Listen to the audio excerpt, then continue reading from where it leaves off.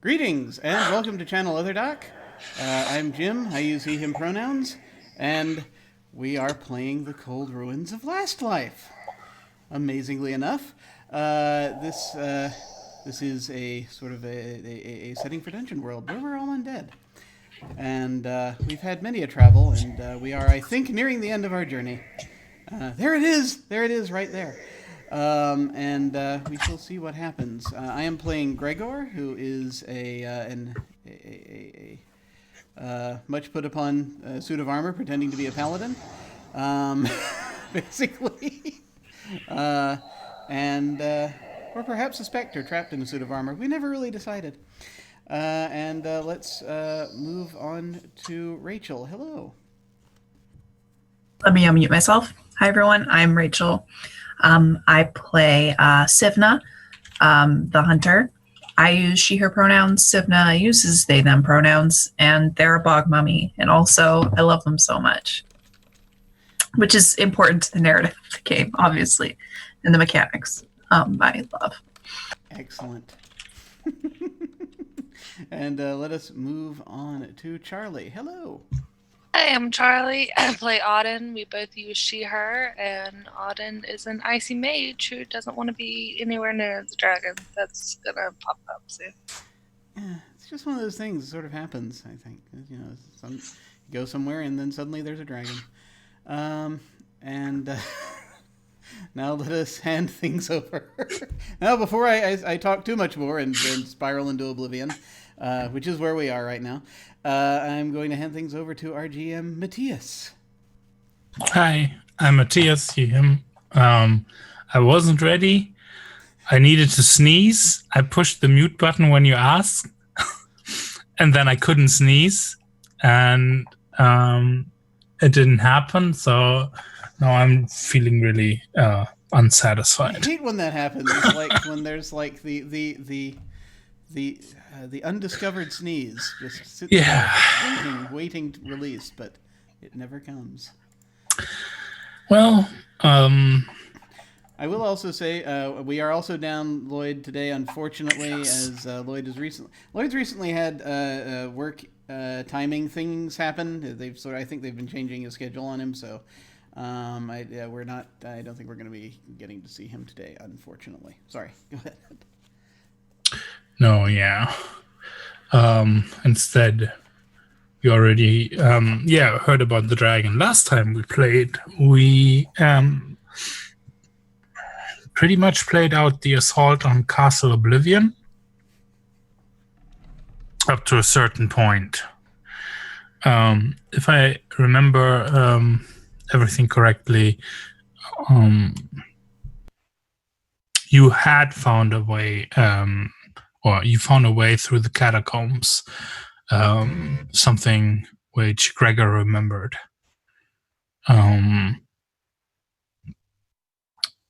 And which indicated to us that, okay, so this is the actual place Gregor used to serve at, when this wasn't like the thing it is now, when it was a part of an actual world.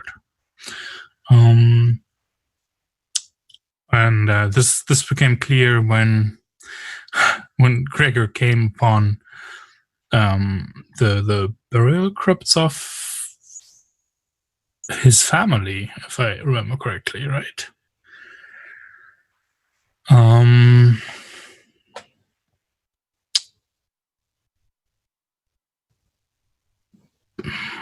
I took notes. Do you want me to scan them real fast with my eyes? Because I think something important happened down in the crypts. Mm-hmm. What happened was that we have found the catacombs for Gregor's family, and he recognized his name, and he gets this whole like the start of a memory, but he doesn't go into the catacomb, like to that area, to resolve that, and so he was left confused. Yes. And then we came out in a cathedral, like the underside of a cathedral, I believe, like a chapel inside the walls of the castle. We were able to get off a couple of small attacks. Gregor rushes in and is able to take some stuff out, and Auden and I stayed behind. And then Auden ventured out a little bit behind Gregor and noticed that in the center of the castle there was a tower, and on the tower was a dragon. And so Gregor is defeating people on the battlements, and Sivna went to join them on the other side. It's just basically a meat grinder of the undead. And then Auden is casting his magic, and she realizes that the dragon is looking at her specifically, watching with intent as what is happening on the battlements. And as we're fighting, the dragon took to the air. And as we're winning the fight, but the dragon is keeping out of it. And then Gregor decided that he had a memory connected to this specific dragon, and one of the first memories that he recalled was reading a bedtime story to someone. And he decided that what happened in his memory was that an event that happened in the catacombs was that they found the egg under the castle, him and his future wife. And then the person he was reading that story to was the dragon, which he referred to as, in this memory, as Cinder. And I believe that's where we left off. Yeah. I do want to point out that Mathias did prompt me to connect one of my memories to the dragon. I didn't just suddenly, out of the blue, elect to do that. And, I felt as though I had only one of two ways I could have gone with that. I got to make a move of some kind. Yeah. Yeah. That's Apparently the more tragic way. He failed that roll, is what I wrote. So who knows, is my exact comment. Yeah. And just to be a little bit clearer on the setup, and so we have an understanding where everyone is, you've more or less taken the fortifications. There is a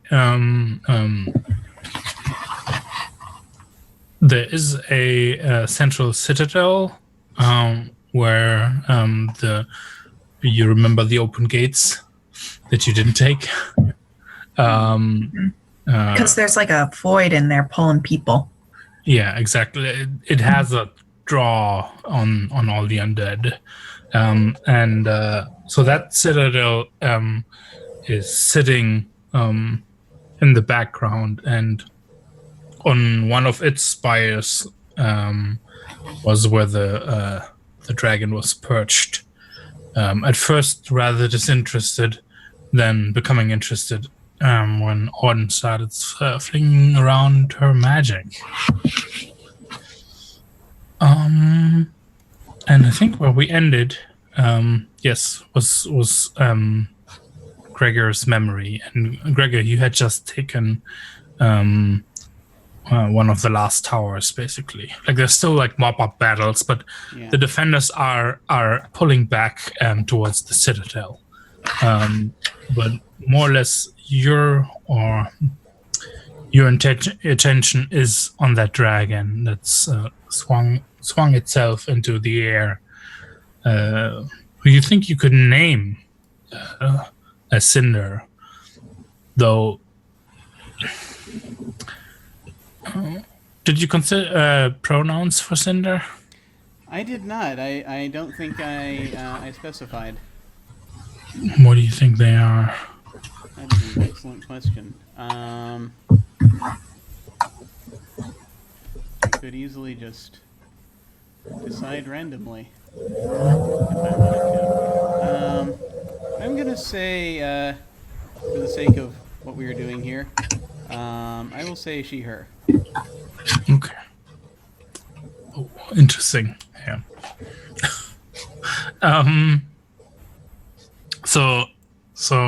Yeah, she flung herself into the air, and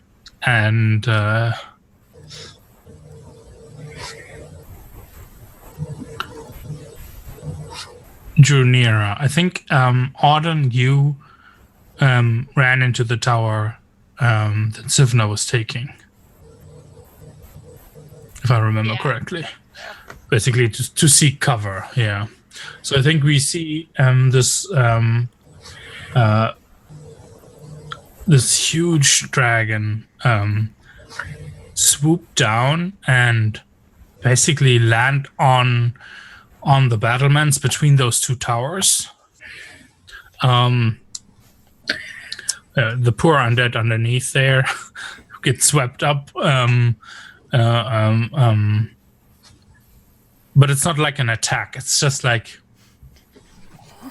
that's where it landed, immediately ruining parts of the battlements there, because it's so large and heavy. And it's roaring, and it seems to be looking for something or someone.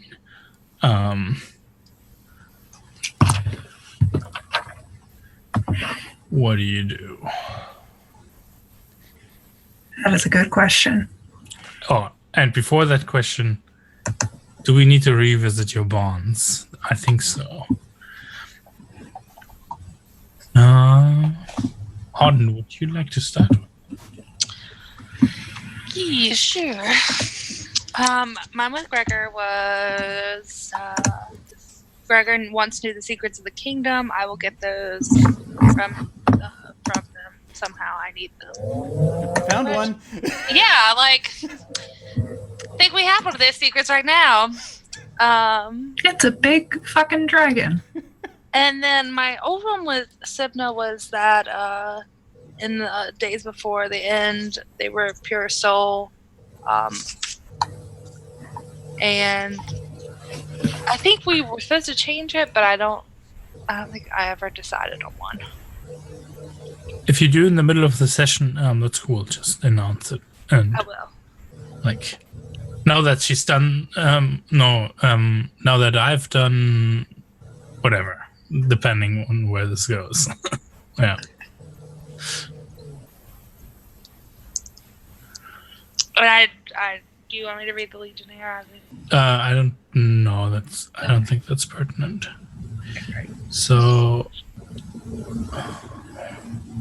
how about Sivnas? What are their bonds? Sivna's bond with Auden was Auden has magic. I will convince her to use it to preserve the autonomy of the people I care about.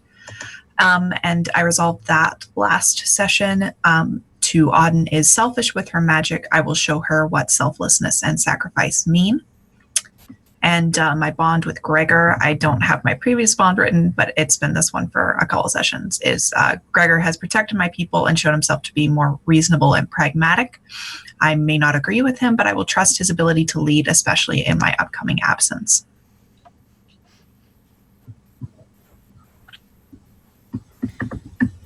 All right, and Gregor's.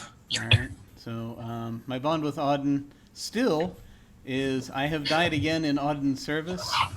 She's clearly very important to me. I must find out why. I think we started chipping away at that last time, but we weren't able to get at it. So it's just sort of ended with more questions than answers.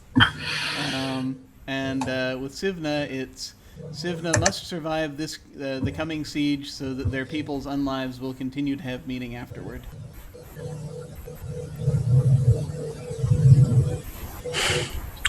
Well,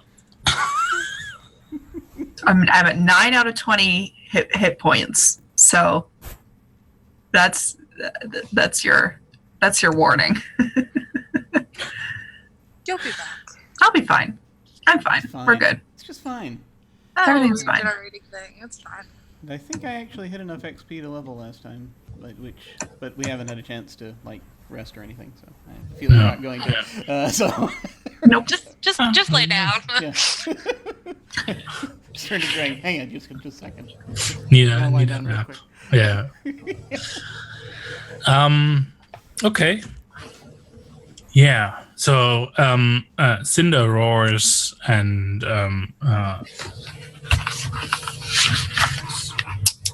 spouts fire into the air.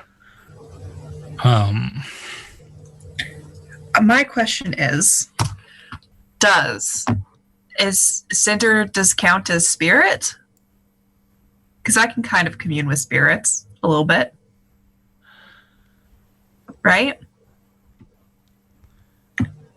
So, Sivna... How would you know? Yeah, well, I guess we'll roll to find out. Well, what are you doing? Yeah. Yeah, I think Sivna's under the impression that if something's moving, it's got a spirit or some kind of soul thing.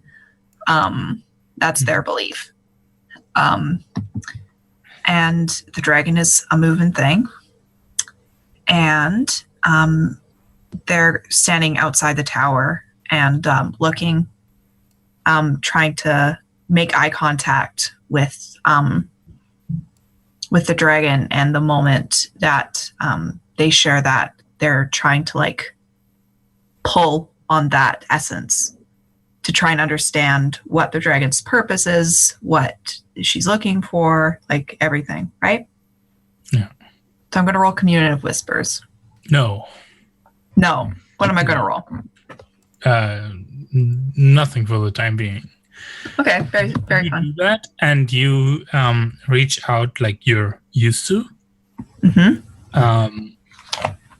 And yeah, Cinder. There's a moment where Cinder's neck snaps back and to attention and focusing on you, and I think she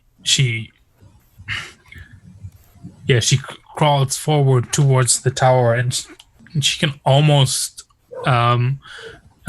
sitting on the battlements reach the top of the tower with her snout, and comes towards you, focusing on you. If anyone wants to do something, just interrupt me, right? Yes. How far away from the dragon's head am I currently? Well, if there's one tower here, then there's a wall here, and here's the other tower. It's gonna take a minute. I'm And you're gonna on start the running other that side. So down the tower over the battlements. That's where you're running. Okay. And Sivna, you suddenly it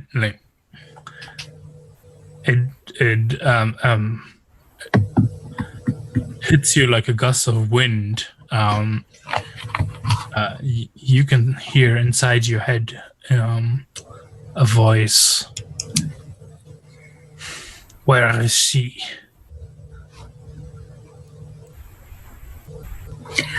She's here. How can that be? I'm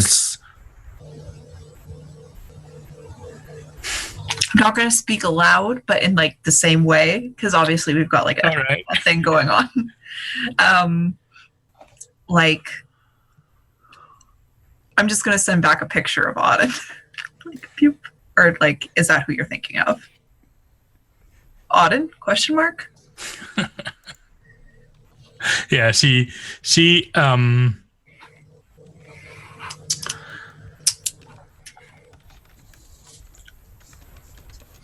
lets out, she stifles a roar. Yes. Where's she? How come she's here? Can I like detect any half like with her wings and claws climbing up the tower, right? So like, there's like a huge front claws that sink in next to the battlement and just pulling herself up, supported by her wings, which it's a lot of wind. Yeah, my question is, can I detect any intent behind this or emotion, or is it just words?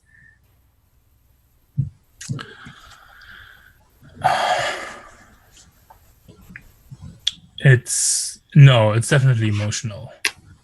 I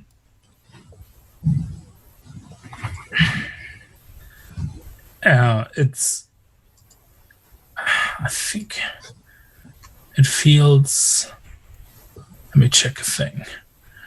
It feels. Does this actually help you? Yeah, I think this is a study the ruins. Okay. Study the ruined spirit. No, that makes sense. Yeah. What did I roll? 14. Nice. I hit mark radiance, so you also get a radiance advance. Pew pew pew. I'm just gonna slide that all the way. Nice. And I don't have the PDF on me right now, but I'm gonna just make a note for Radiance Advance. Oh, okay. And you get to ask 3 questions from the list.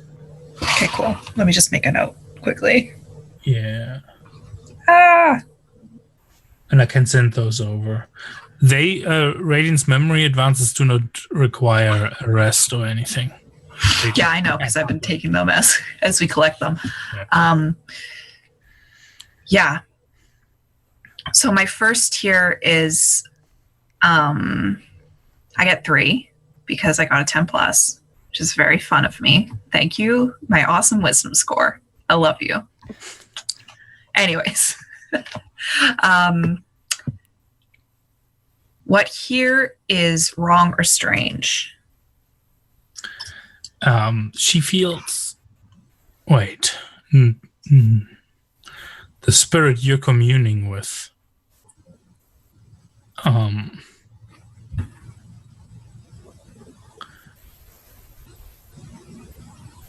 Is not of female gender.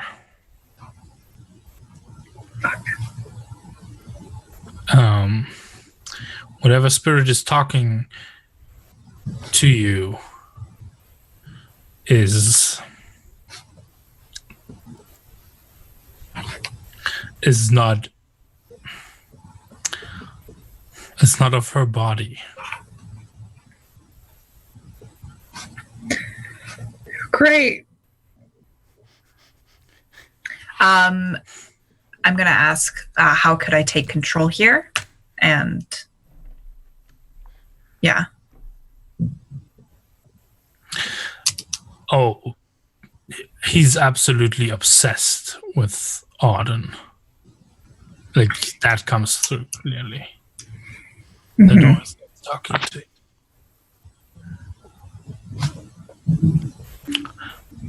Like, he's shocked that Auden is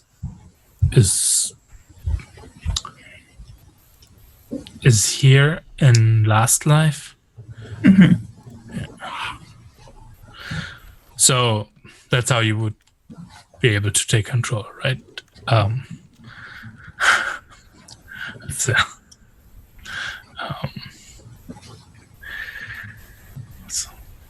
And the last question is, what's about to happen?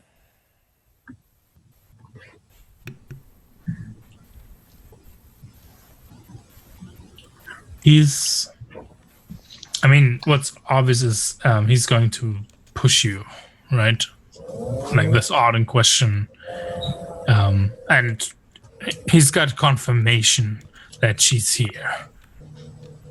So he won't rest before he finds her. And he doesn't care about anything else. Like, he's also like completely indifferent what's been happening with the battle. in any shape, way, or form. Gregor, like you're running over the battlements, right? And you see that this huge dragon, inflicting considerable damage to the tower, to the stonework of the tower, is like perching up over the top of it, like a cat on on a cat tree would, right? That's at least what we as an audience, the impression that we're getting. It's easy for you to get into the tower, though. Auden, what are you doing? If that's what you want to do, Auden, what are you doing in the meantime? Wasn't she like going up a tower? Or do I remember Slowly. that wrong? Yeah, I think she just keep trying to get to the top of that. Okay. So how does this play out? Gregor is like running full speed. That's what it sounded like, right? Clang. And Auden was making her way up to the top of the tower. Who gets where first? Because that's going to have an impact. And also, Sivna, if you want to do something like immediately following, you can. Well, Sivna was going to try and convince this dragon person that Auden isn't in the tower, or that she's like dead somehow. So he's going to give up this, like trying to get to her, because I'm concerned for her well-being in a big dragon. Yeah, and he and the voice goes, I saw her magics. I'm going to send like a false image of. Yeah, I was trying to ask if you're trying to lie in your thoughts. Yeah, a false image of Auden having fallen, and like there's like no magic on her, and it's obvious that whatever like was animating her body is gone, and it's just a body now. Yeah. There's no second life there.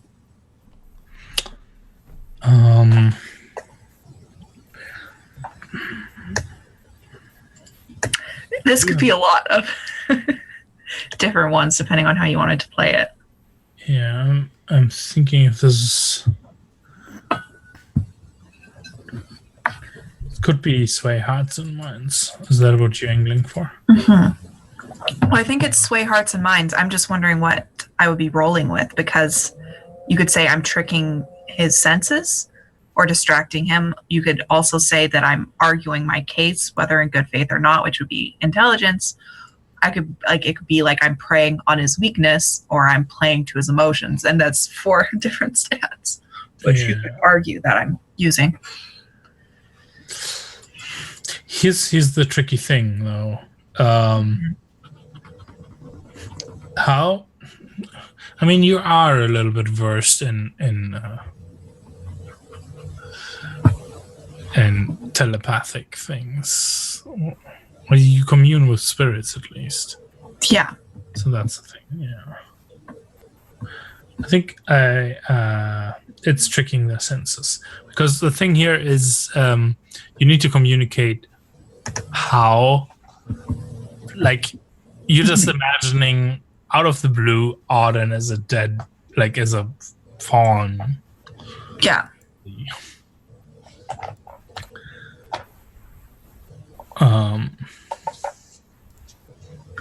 Yeah, I think it's I like send that image, like that's what I send, and I also send like I'll go find the what's left, right?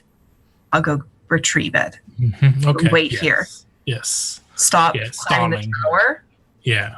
Calm down. I can retrieve it for you.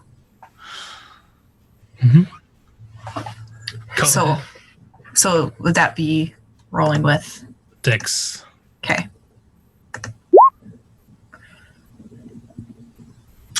7 to 9. Mm-hmm.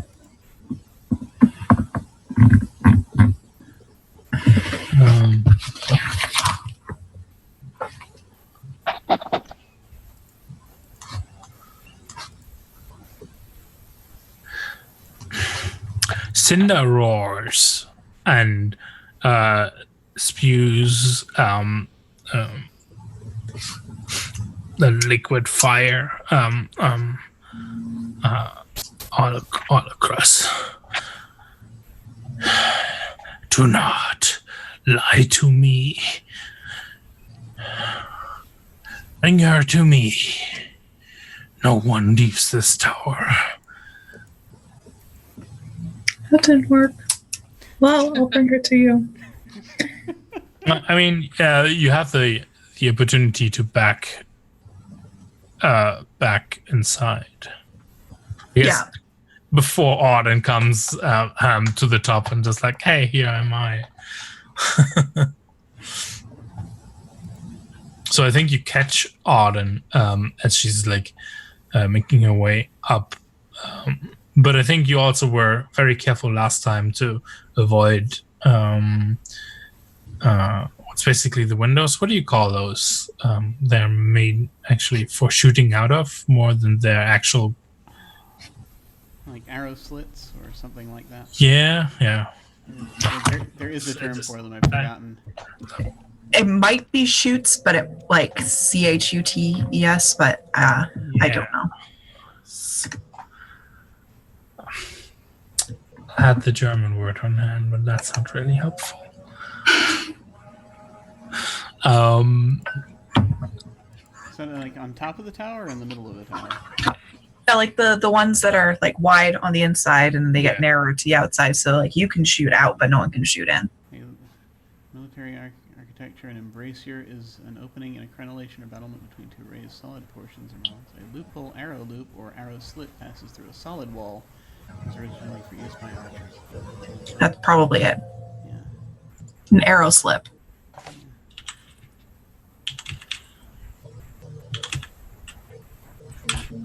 Snoop. Crenell? Is that? Arrow slit, crenell, loophole, embrasure. Yeah, the crenels I think are on. Wouldn't those be on like the top of the tower? I know nothing about The crenellation architecture. or battlement. It's battlement. Defensive architecture comprises a parapet.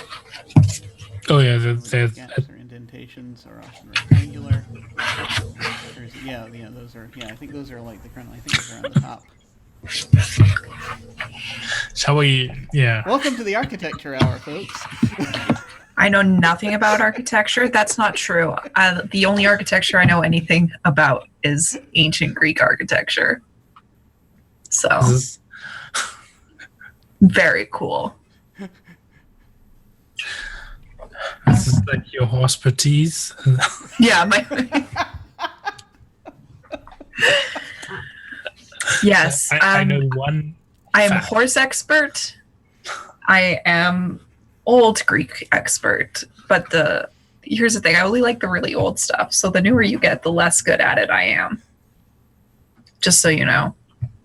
Okay. I also have more horse facts, but it's not relevant.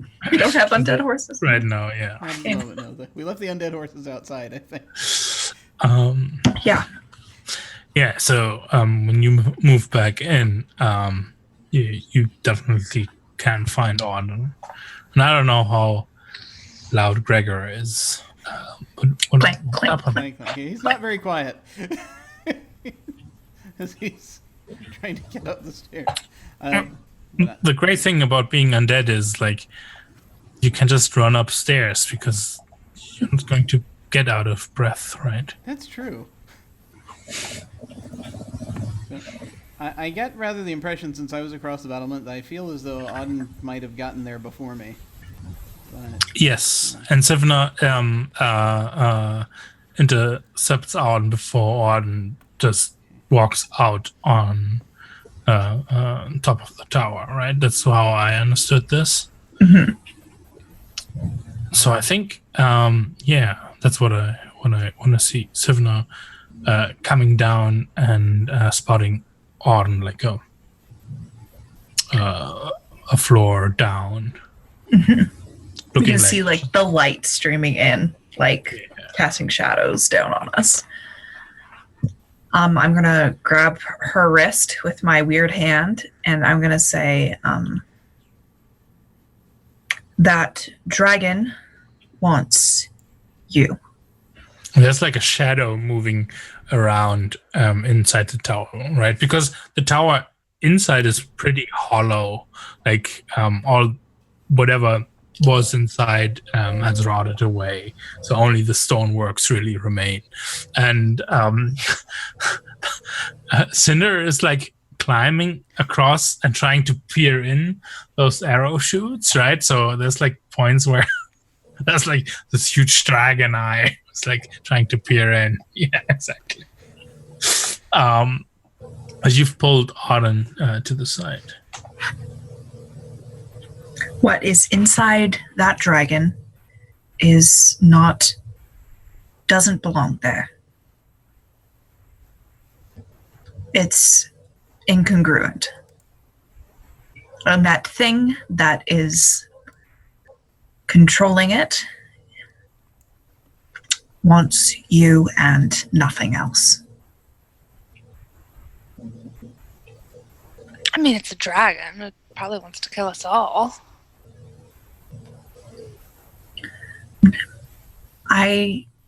What's inside of it?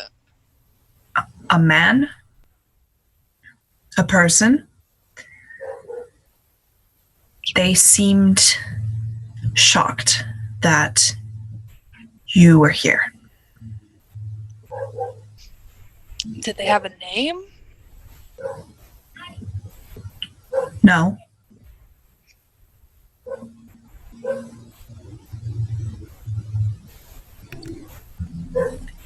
I guess we're gonna have to strike first then. Clang, I- clang, clang, clang, clang, clang. I'm getting closer. I don't know if that's the best idea. It's like at the very bottom of the tower, there's like a gush of flame. It just licks inside a little bit, but some undead like wandered out, and no one wanders out of the tower. That's what the dragon told you, right? But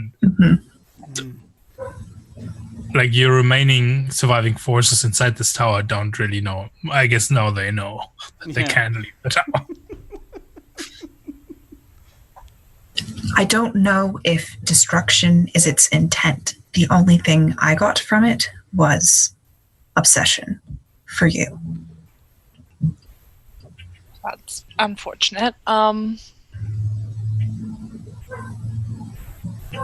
guess I could distract it. While you and Gregor. Attack? Okay, I think now is when I'm going to come up around the banister or whatever I forget what. We have to go back to architecture chat again to remember what this part of the thing is called. I come up around the stairwell, and I don't think I've heard much aside from just I've probably heard the word attack, and I come up as I'm heading upward. I'm like, I have to talk to her. And I start to head toward the top. No. Stop. That is whatever you think that dragon is not. What do you mean? It's a person has been stuffed inside it, as far as I can tell. You're speaking spiritually. Yes. That person does... What is inside that dragon is not that dragon. Very well. So if you try to talk to it... And I'm going to start up the stairs. No, I'm going to stop him. You are going to listen to me, or I'm going to shove you down to the bottom of this tower. I was given an ultimatum, and that ultimatum was... present Auden, and if that didn't happen, anyone who tried to leave this tower would be killed. Destroyed. obliterated. So unless you want to go through that, it is in your best interests to remain exactly where you're standing. You need a roll for this? Do I? No, it's a question for Gregor or Jim. Or was that convincing enough for you? Like, I don't know how you feel. There is, well, yeah, I think Gregor is determined to actually not hurt the dragon until such time as there's he has a better idea of what's going on. Actually, as far as he's concerned, someone's possessing the dragon and needs to be gotten out of the dragon, and he's prepared to go up and try to do that. Okay, but that sounds like you're not at odds with what Sivna's saying. Not completely, but I think I kind of feel as though Gregor wants it at least needs to explain a little bit as to what he thinks is going on. Yeah. He needs to express one thing. Exactly. So Sivna, then just continue. I just wanted to check that there's the possibility to put these things to the dice. Okay. So Gregor will, as Julian said, this is going to sound unusual, perhaps, but that dragon actually means a lot to me. I would not see her hurt. We can possibly do that. That might not be an option. That's why I want to try to remove the spirit from her.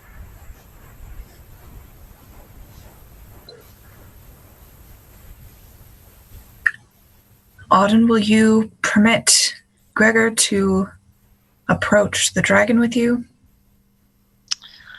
Sure. I'd prefer it to have whatever is obsessed with me out of it.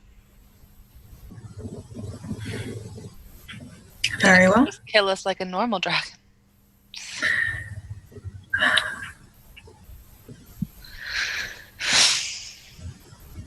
It's not like we have any other choice.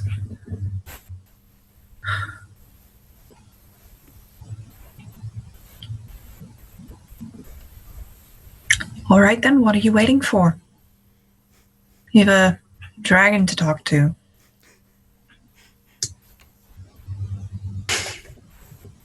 I've already done my part. I don't intend on being set on fire today.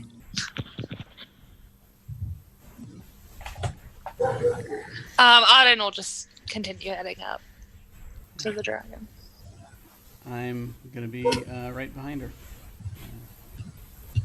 I'm assuming the stairs are single file.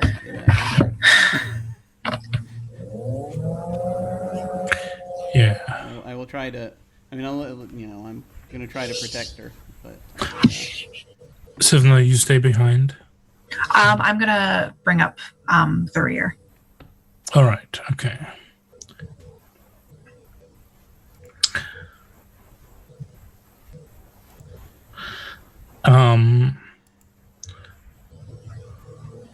The moment you set foot on the top platform of the tower, the dragon's head snaps towards you. I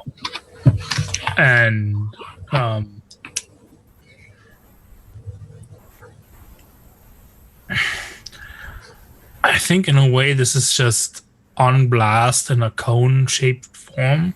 So I think you can all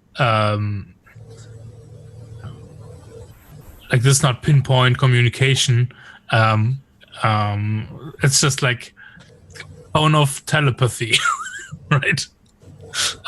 So it hits all of you. You can hear what the voice is saying. And Auden, it's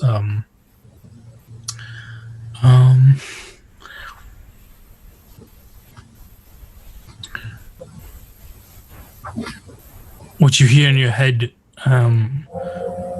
voice that wants to like burst your skull, and at the same time it's Odin, it is you.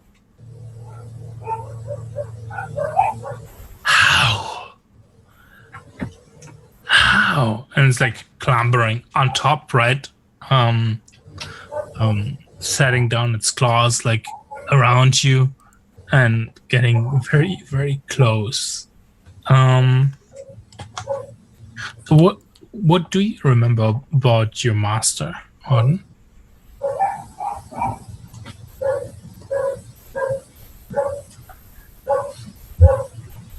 Because it's his voice. I think she would. I think she remembers that she had one, and that she was deeply in love with them, and that she died for them. Yeah. Like, wasn't there a thing where you were like encased in ice for some purpose? Like giving your life force? Yeah, that she was frozen. Do you remember what for? I think she just remembers that it was for him, that he would bring her back. Yeah.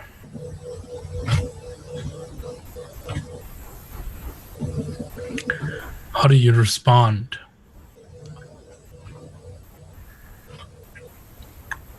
And the snout of the dragon's not like really like close. Like you can like reach out and touch it.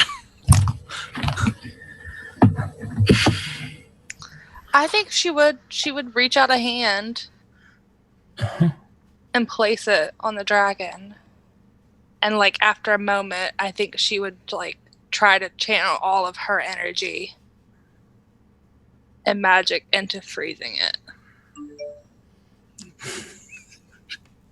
You want to freeze the dragon? Yeah.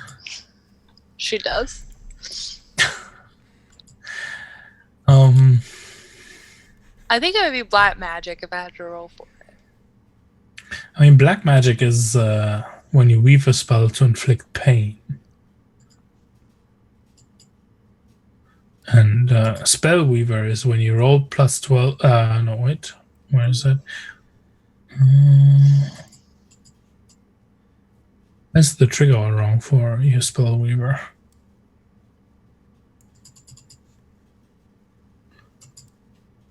Spell weaver is when you try to solve a problem with magic. That's not about. Let me see.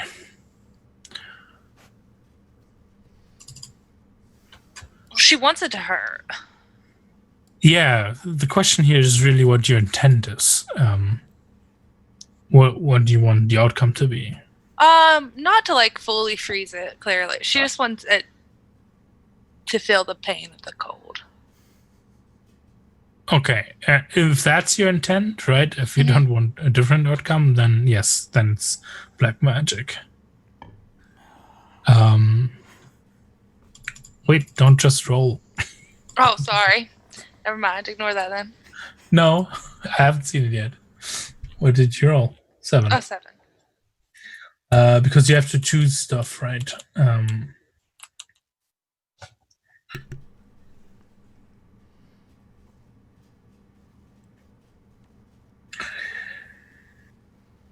Yeah, I think, well, roll your 1d8 of damage and also choose one here.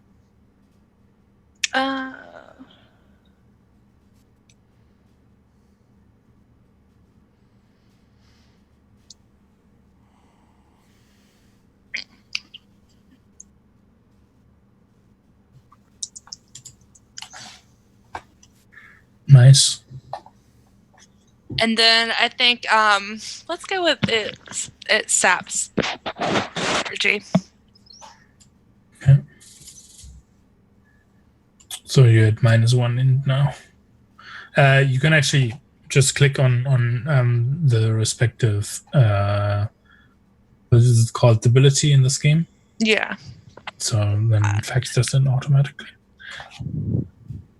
Yeah. So Cinder, or you don't even remember your master's name? No. Well, I guess she probably would. What is it? I decided on. I think Hugh, maybe. Hugh? Mm-hmm. And is it just Master Hugh, or? I think she would have just called him maybe like Sir. Yeah, I don't think she would have ever used his name. His first name. So, well, think about if you want to introduce whatever his title was or not. Okay. But the dragon, like, you lay your hands like on its snout, and there's almost a blast that comes off when you channel all of your energy of coldness into its snout. It flinches back as if like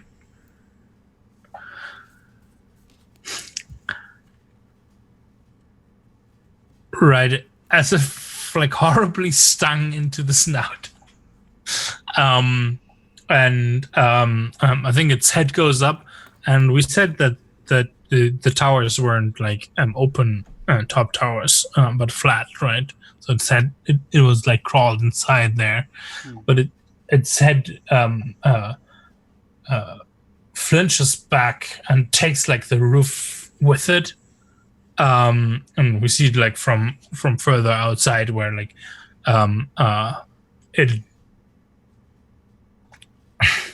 it like half slides down the tower and roars. What do you three do?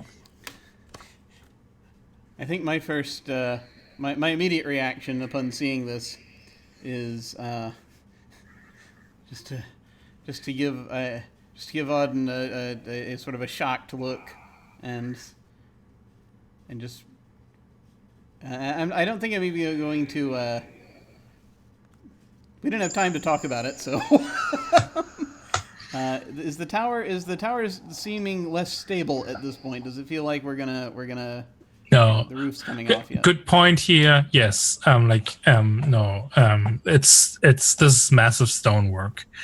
Okay. Like if the dragon spews fire onto this tower, what's going to happen is that the stone starts melting, but it's going to be more like an oven inside, right? It's not like taking a water hose to a sand castle. Yeah. That's not how it works. Okay. Yeah. All right. That's good. that would be a problem. Well, I mean, getting baked inside isn't that much nicer. Yeah, that's true. That's true. Probably not.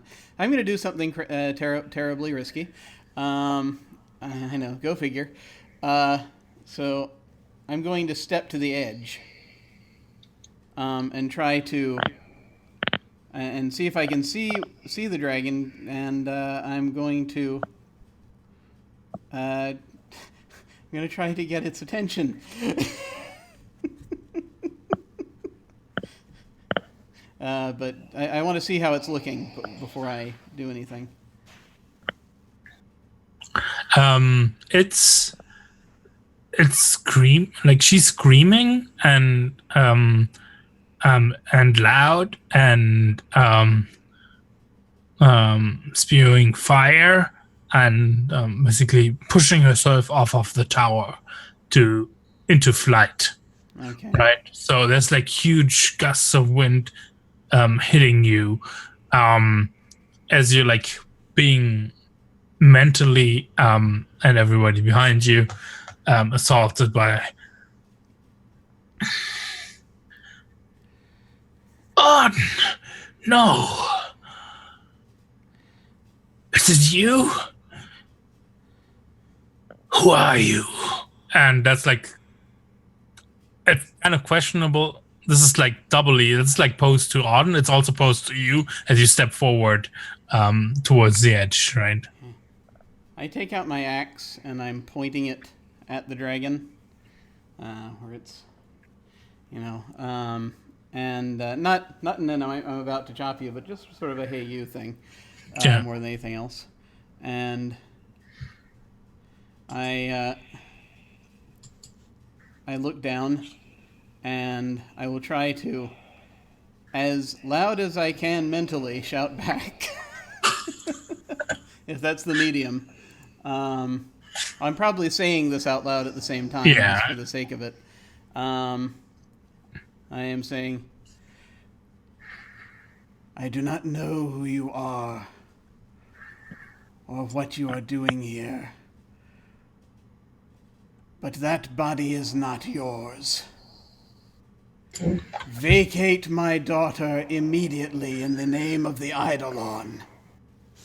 And I am go off. Yes, you are. What's going to happen is you're going to roll, and then we're going for a break. Okay. Let's see what happens. Mm-hmm. Ah! Awesome. I think we definitely get this shot from like a little down below. So Gregor is this awesome imposing figure in this moment, right? And before we cut to the break, we see you on the battlement standing there, like half broken off at the tower's edge, and this huge dragon like in front of you.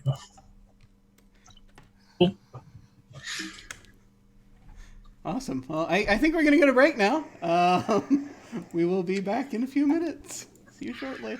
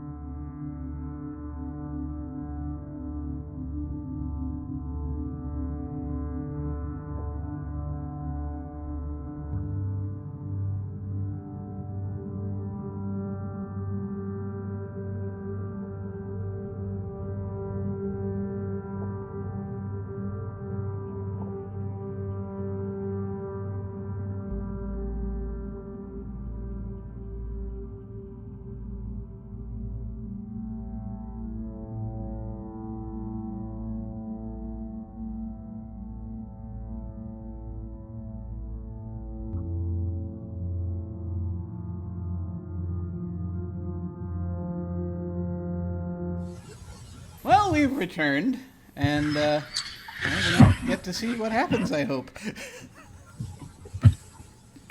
Yeah. Cinder, hovering in the air in front of you,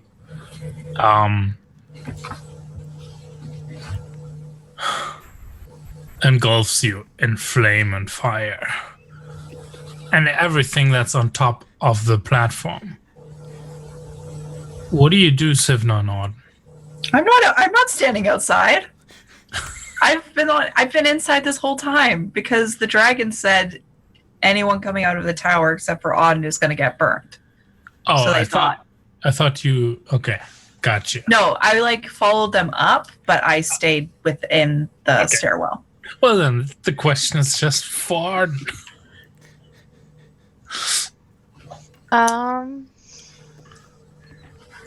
Can she just kind of shield herself in preparation?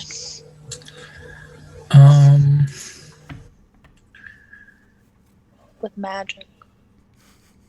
That's kind of zapped, but let me check if counterspell works here.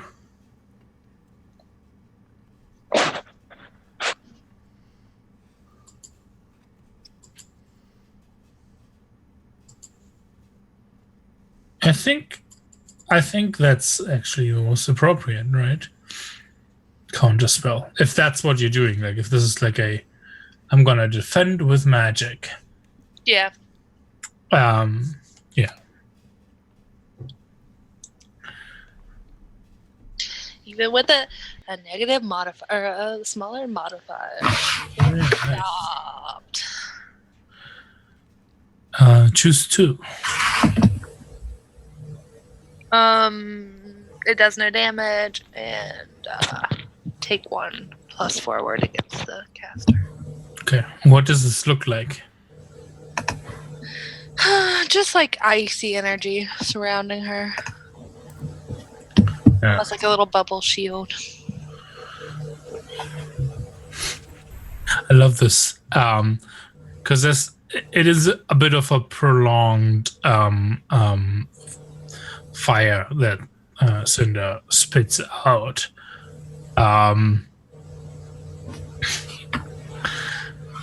And there's lots of steam rising up behind Gregor.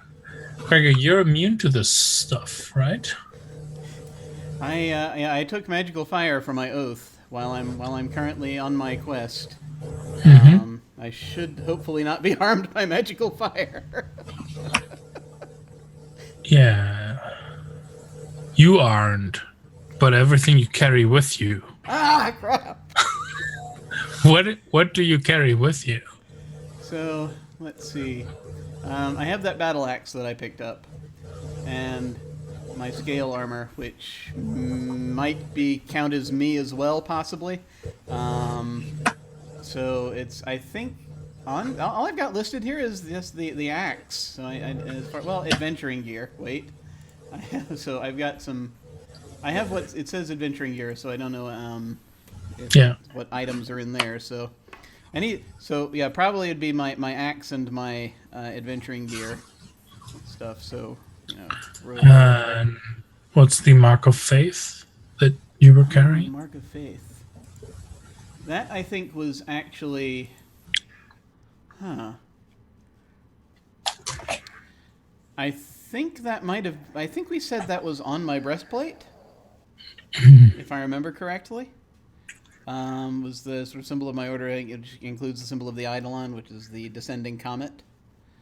So that might be what it was we were talking about. I don't seem to remember using a separate physical holy symbol.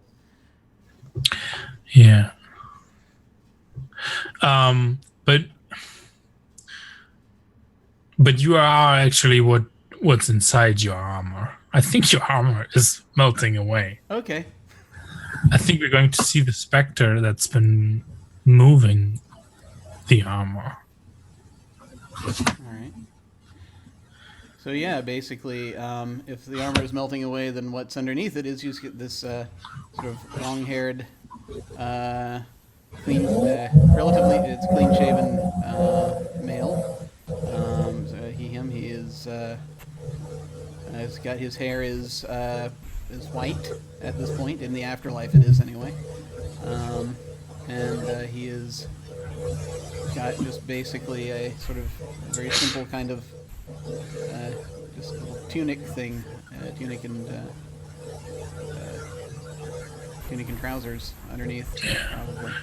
All in just what, like a faint, faint blue spectral.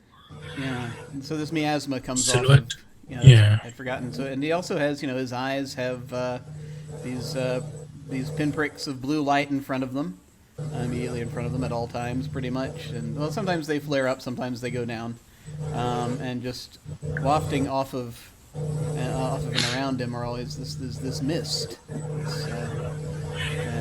It's kind of an extension of him, and kind of is part of what's sort of been pulling and holding the armor together, I think. Mm-hmm. What did Cinder call you?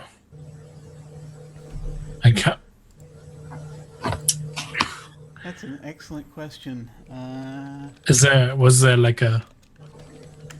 Is there an old Germanic word for father, parent, person taking care of me, whatever? Interesting.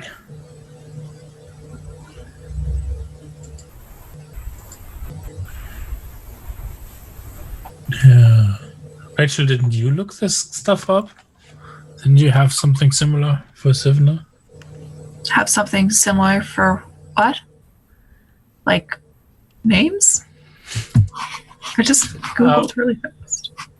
For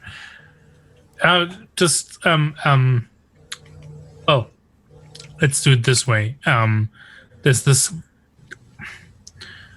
only like a fracture of a moment where Gregor, you feel Cinder's actual voice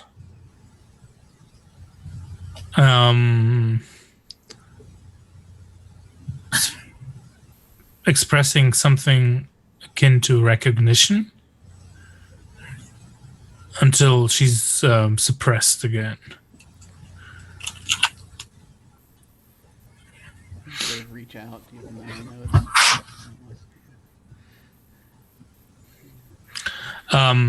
I know but the dragon heaves itself into the air and readies itself to go for another pass.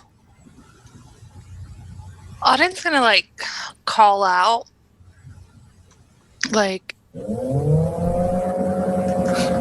leave the dragon and we'll stop.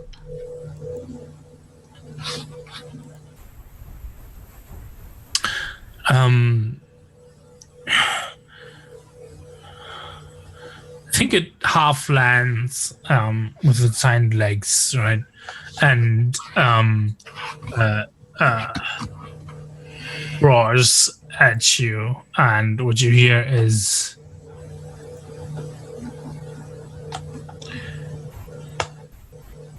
you.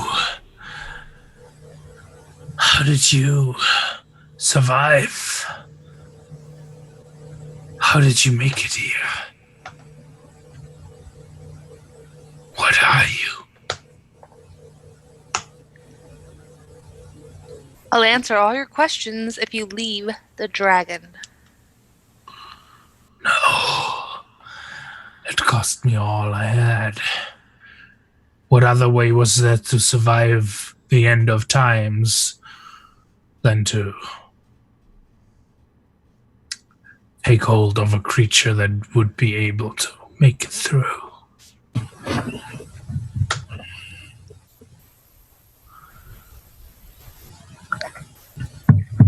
You can leave her now.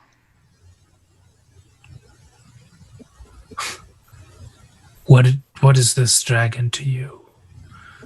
It is me. This is my body now. there wouldn't be a me without it. You had another body before.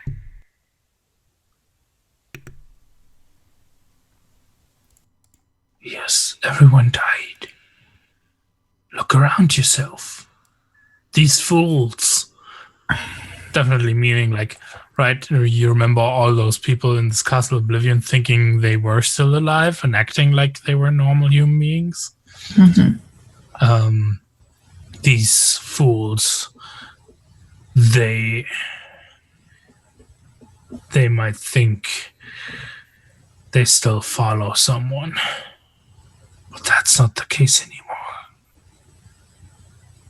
Arden, come to my side. I want to see you as you were.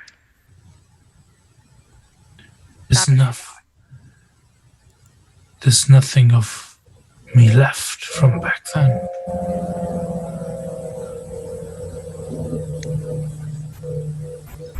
Conjure it back and leave the dragon. There's no more life than this life, and this life that remains in this creature. You know this. I know you know this.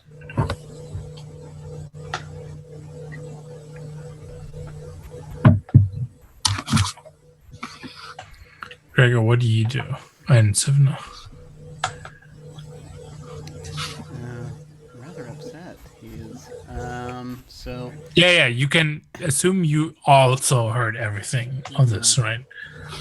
Like he attacked you, and you seem to be dealt with. Like, right? Normally, yeah, cool. You kill an undead, they might come back. But what are you? You're like a fleeting soul. Right. Okay. And he's like Sivna said, he's obsessed with Arden.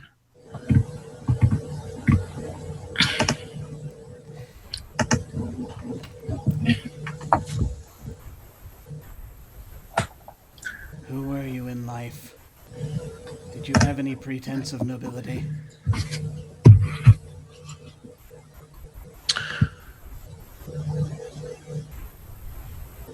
I think he just blows flames towards you, right? That's like this quick reaction.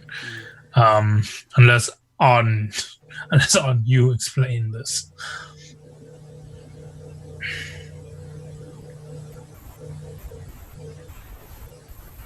I think We can be as we once were. Oh, fair. Not if you're in a dragon.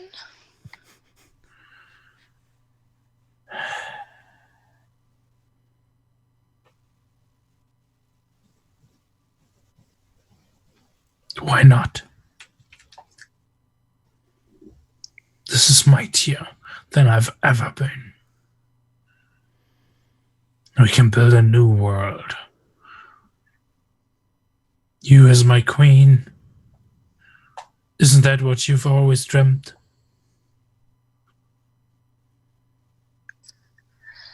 My dreams used to be very different, and the whole fire thing doesn't really get with ice, and that's really all I got going for me right now. But it works beautiful. We can encompass everything as we rule upon over everyone and everything. Here. Have you been outside of the tower? And his body moves, and he's here. If you want, I take down the old queen for you. Let's lay waste to the castle, to the citadel. You can sit on the throne, Arden.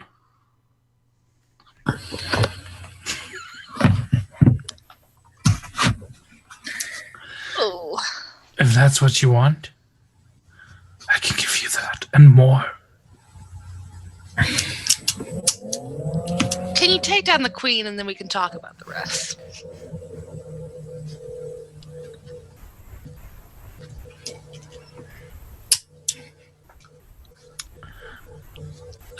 He moves a little forward, and he is, come with me. I'm good here.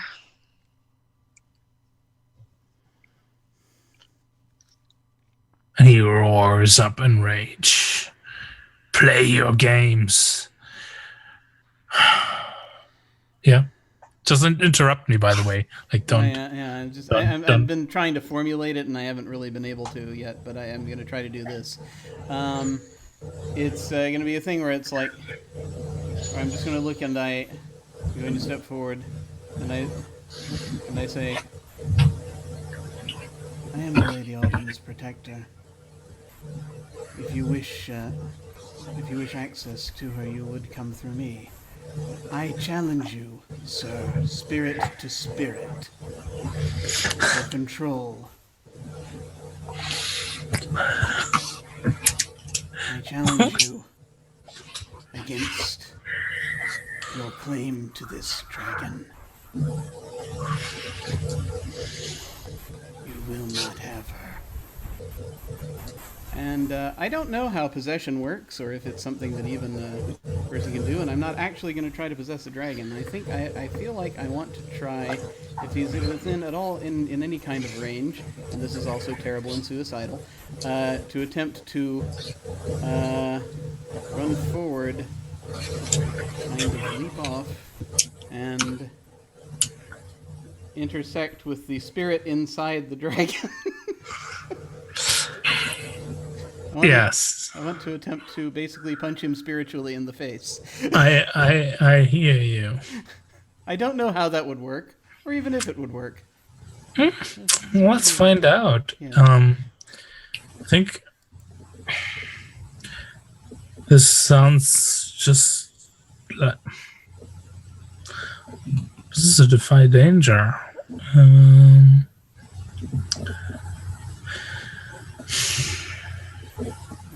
But what kind of defy danger?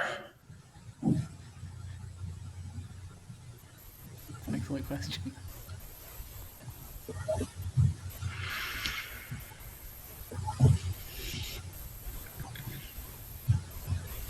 I think no, you're like trying to charisma. Yeah, you're trying to challenge him, and it's also like force of personality in general, to try to get onto this. Yeah, let's go with charisma. Awesome. I shall roll that. Here we go. And I got it's an 8 because of the +1 forward. I didn't add that in. Okay. Oh crap! No, it just I accidentally clicked it twice. It's an 8. It's an 8. Yep.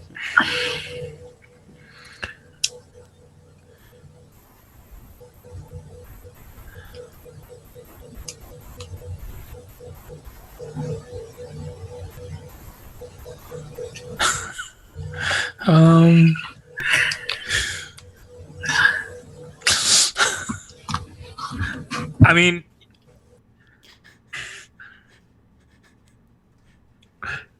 My yes, apologies for putting you in such a strange, such a difficult metaphysical position here. Yes, no, this is awesome. It works. But here's what happens. Well,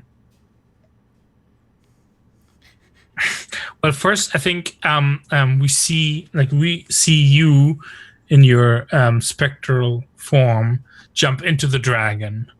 The dragon pushes off, is flapping her wings, pushing herself into the air. But there's something clearly wrong, and I think we can see you missed about the body, and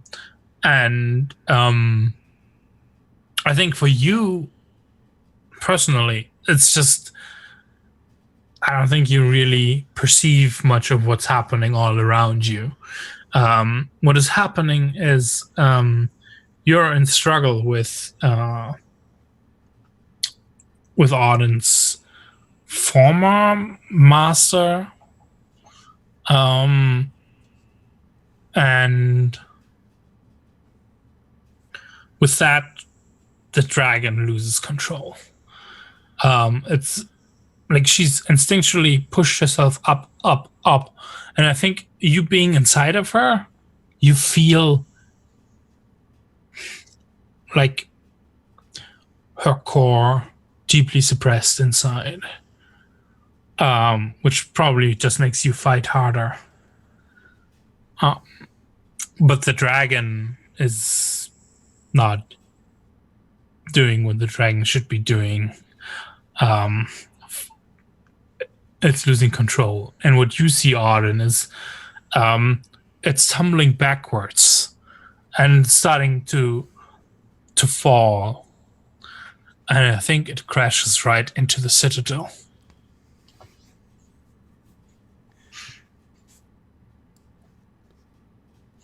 Which I think for the rest of your forces gets interpreted as assault on the citadel. Unless command, like our Sivna, the commander, does tell them something different. I think Sivna's voice would probably get lost among all the ruckus. So even if they were like calling out like, hold your attack. Yeah, if you like remember, right, this undead army is like weird. It's sort of like eerily quiet. Because right. Well, no, I was like the calamity of a whole citadel collapsing under a big dragon. Yeah, I think, yeah, I don't think the whole citadel collapses. What we see is like the dragon ripping a hole into its roof and dropping inside of it. It's like basically crashed into the citadel. Yeah. No, I think Sivna makes a command to hold fire, to not. Yeah. Yeah. I think that's like probably very telepathic thing as well. Mm-hmm. What is Auden? What are you doing? Also, how are you feeling after what the hell just happened here? I think she's just like probably kind of frustrated because they can't just straight up kill the dragon. Since it's like Gregor's child. But he won't leave the dragon, so. I mean, yeah, I think you realize he wouldn't survive it. Like, there's no. Like, this is a soul of someone who's still alive. It needs to inhabit a living body. Yeah, she's fine with him not surviving it. She just knows he won't leave the. Yeah.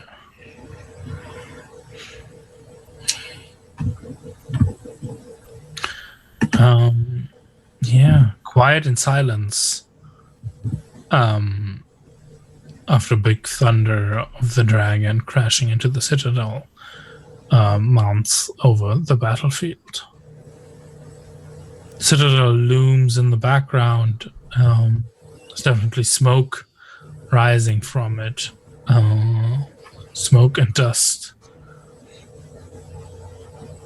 But there's no counter-offense or anything. What do you two do?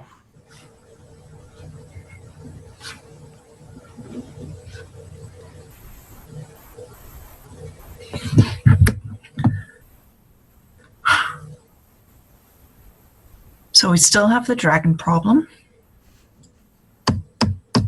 I mean, arguably, it's not coming out of the citadel again. Yeah. No. Well, it was like we almost had it, and then Gregor was like, fuck you. And now we have a problem again. We don't have a dragon on our side. So Sivna is going to walk down the tower to be with their troops and formulate some kind of plan of attack on the Citadel.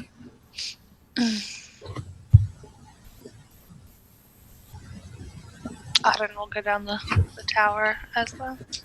Okay. What is the...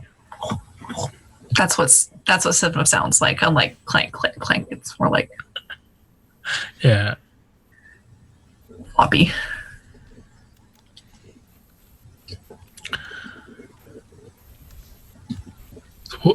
What is the plan of attack? Or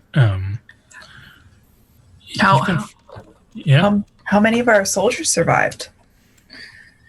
What are our forces like? Looking pretty good. For like an frontal assault.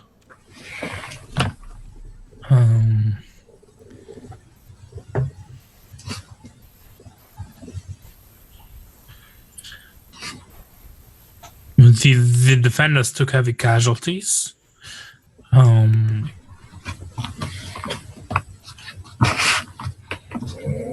This went in parts better than expected. There hasn't been a proper response from the old queen, is what you're feeling, but you're not quite sure why that may be or not. Maybe might also have been that she completely expected most of you to take the gate. Mm-hmm. So the Citadel, there's a big hole in the roof where our I guess our buddies, multiple, fell through, if we're being technical about it. And are there any secondary openings besides the main entrance, like windows or stuff? Yeah, so this is much more like cathedral-like than real battlements. It's definitely side entrances as well as the main entrance. You can all, and you need to sometimes order them back, but you can all feel there is this pull. It's on everyone. Yeah. It's not like it's all under control and everything. But yeah. I mean, I think we can openly talk about this.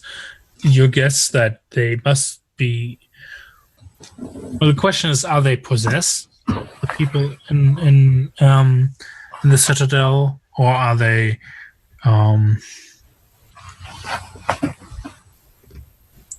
or do they remember things differently?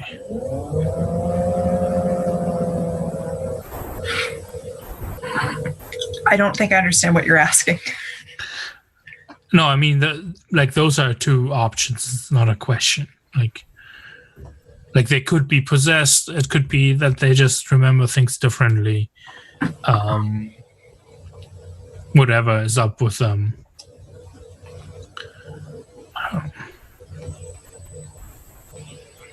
Just part of Castle Oblivion. Okay. Here's another question, though.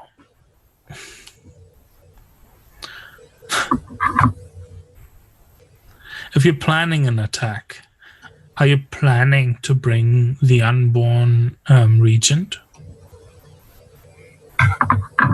Well, if I'm planning the attack, no. What are you planning with the unborn regent? Basically, right now you can, unless Auden says something differently, you can wheel and deal as you like. I don't like having this amount of power.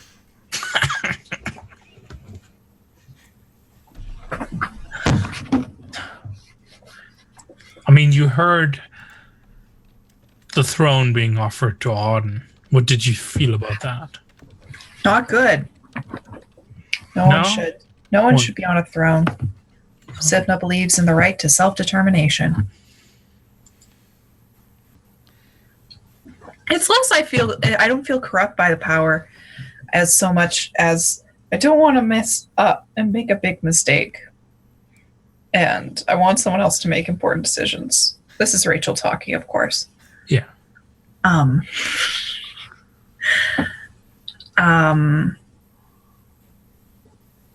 Yeah, it's something I'll definitely have to think about for a little bit.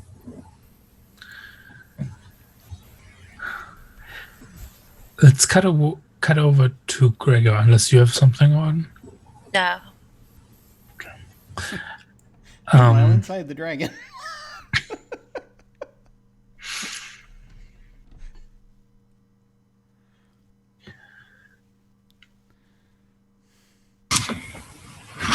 Yeah. I think we find ourselves, and on you can at any point interrupt and say, no, it was different. Okay. We find ourselves in someone's memories. And Gregor, you're walking through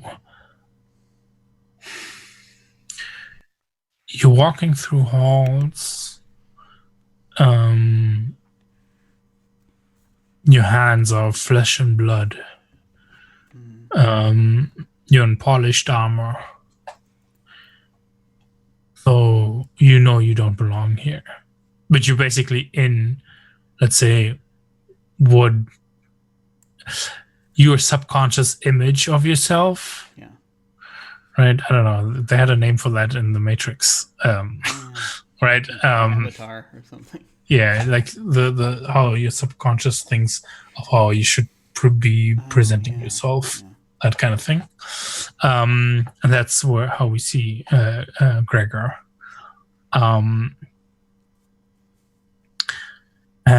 the structure is built into a glacier, and you see a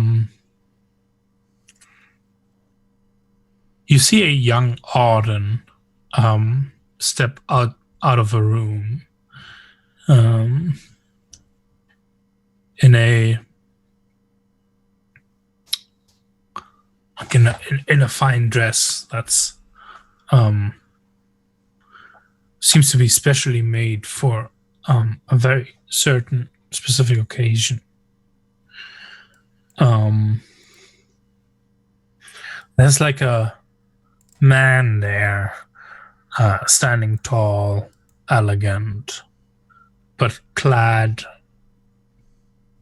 mostly in black, taking her arm, whispering something gentle under his breath to her.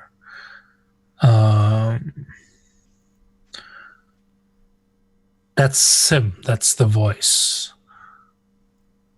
And you see him guide Auden down a hallway until the hallway changes from stone to ice.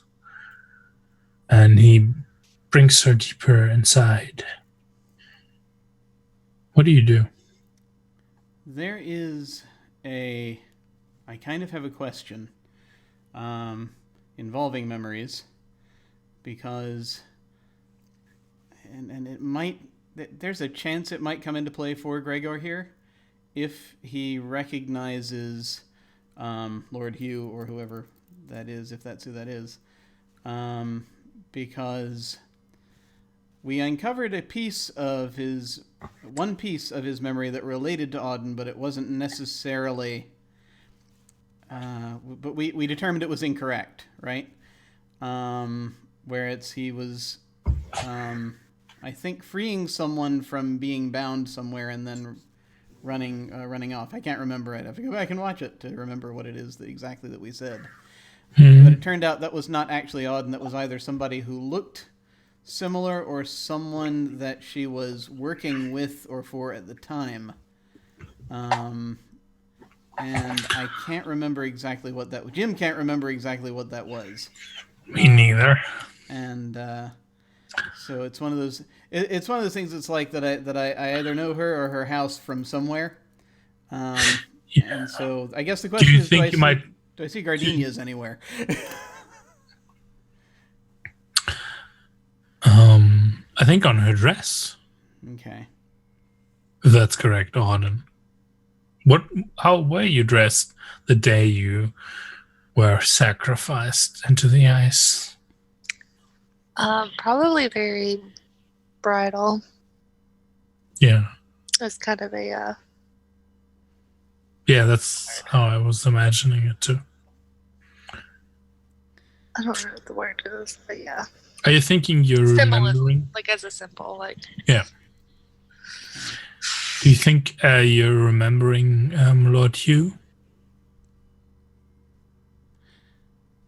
Me? Yeah. I think that he looks familiar. I don't know if he's... And this is actually more, I guess, a question for Charlie. Was Lord Hugh of Auden's same house, or was she considered part of his house, or was she a different house? I mean, I guess technically she was part of his house. Okay, well... Well, that's going to complicate things a little bit, but that's all right. We enjoy this kind of drama. All right, I'm gonna follow quietly. Sort of seeing, because I'm. It seems as though they haven't seen me yet.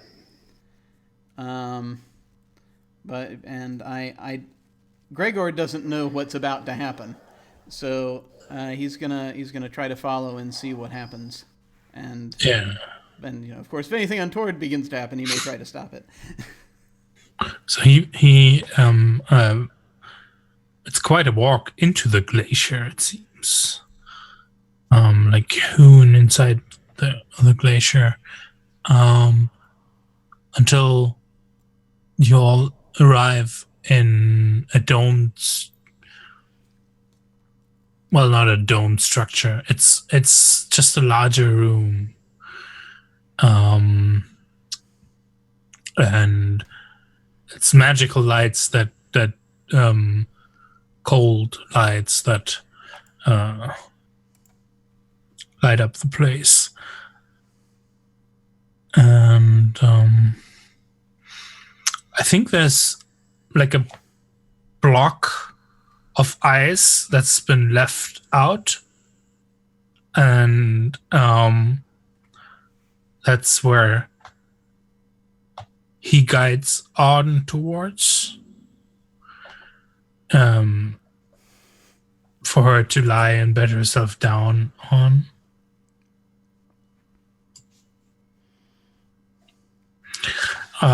But you can recognize this is not just pristine ice.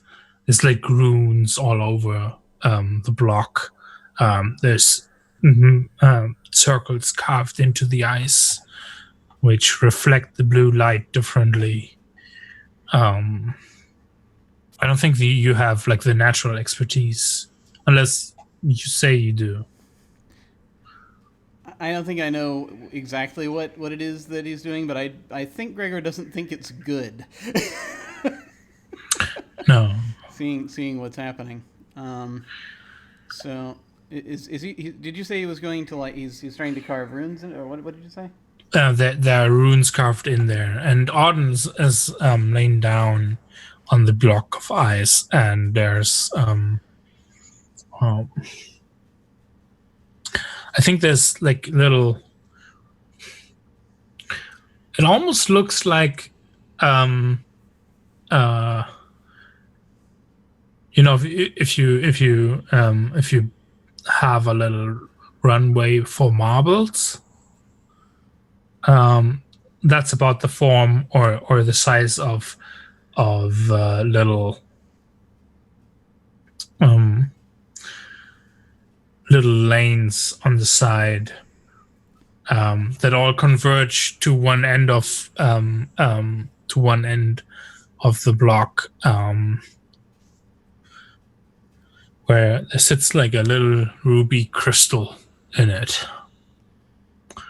And there are words spoken, and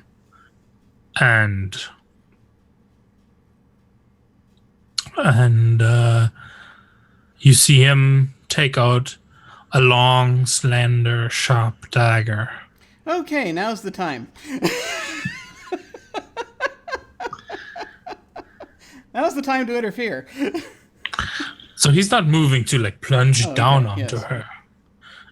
What he's actually doing is making very specific cuts. Oh, to try to. I think that since I know who this is and having seen Auden's reaction, I think to a certain extent, I think Gregor is perhaps putting two and two together about what might be about to take place. Considering where they are, which is a bit of a giveaway. So I think he's going to interfere. He's going to possibly. Do I have my halberd? the one that actually no, or is that's the one that Auden supposedly gave Gregor in the first place. But that would have happened, right? Yeah, so it would have perhaps happened already at this point. And I will step forward, pointing it at him, and I say, "I should stop there, my lord, for this is an act of grave regret." Do not interrupt the sacred rite. Is what he says without stopping. My mistake was I was not here to stop you from doing this, but I am now, and I'm actually going to. I'm going to charge forward and try to interpose myself between him and Auden. So you're trying to attack impale him per se. I'm gonna go forward and try to shove him back. Yeah. I think you do that. You shove him back. And his response was like an open hand and a blast of force. You fly through the cavern against the other side. Ice cracking. Take 1d8 damage. D. 7. Okay. And no armor. Yep. So if I'm as I'm sort of standing up, I will doing the I can do this all day thing basically as I slowly starting to stand up and move forward. And I say, "This rite is anything but sacred. The lady will regret it. I have seen that much. And I am going to continue moving. I'm going to continue moving forward. I'm going to address the specter of Auden. I don't know how this works, but this is his memory. Yeah, that's fair. It's his memory. Yeah. So I probably understand that she's not really here in any sense. But here's an idea. I say, you will see. You does it take so much for you to grasp that this does not end well and was a mistake, considering how she reacted? And I'm going to try to. He whips around and now faces you, and he's And well, this foolish child. Like the Auden that's lying on the block clearly can't hear you. Yeah. Like, because it's just it's just a mental image, right? And he says to you, you do not belong here. I know what you're trying to do. Oh, neither, sir, do you. And I'm gonna come at him again. And this time I am gonna try to basically. I think he screams, "I'm the only one alive!" Right? As you like hack and slash, or what are you going for? Yeah, I actually am basically. I'm trying to I don't know if I have if I drop my halberd or not, but whatever. Maybe you have it back in your hand. Yeah, maybe it's back in my hand somehow. Yeah. And since I figure that the real Auden is not here, I am again acting on her behalf in that way, not as that, but also on my own, of course, in behalf of also the dragon. So, yeah, I shall attempt to both hack and slash.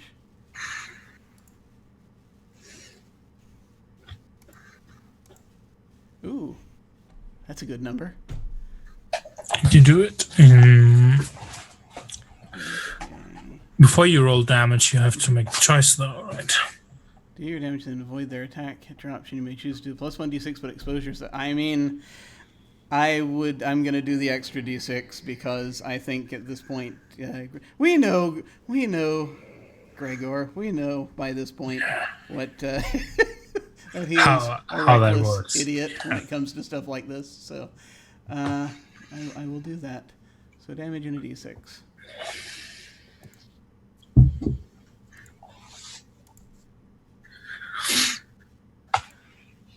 Yeah. 13. Tell us how you banish Lord Hugh's spirit from your dragon daughter. Okay, so I think that I charge forward, and I think he's throwing blasts at me, and I kind of duck and roll behind a moment of pillar of ice, and it's like he looks around for me, and then I kind of have crept around, and I just slam into him from the side, and I race forward, and I just pin him into the wall, the tip of the pointy tip of the halberd through his chest, and as blood trickles down over the gardenia, I just sort of look down, and I turn and say, "Your time is up. All things die. All." And I think like the entire image unravels. You're left in darkness, except for this one glowing ember. It seems so far away and very faint. And you know that's actually Cinder herself.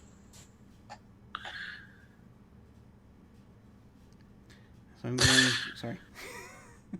And I want to cut back to Sivna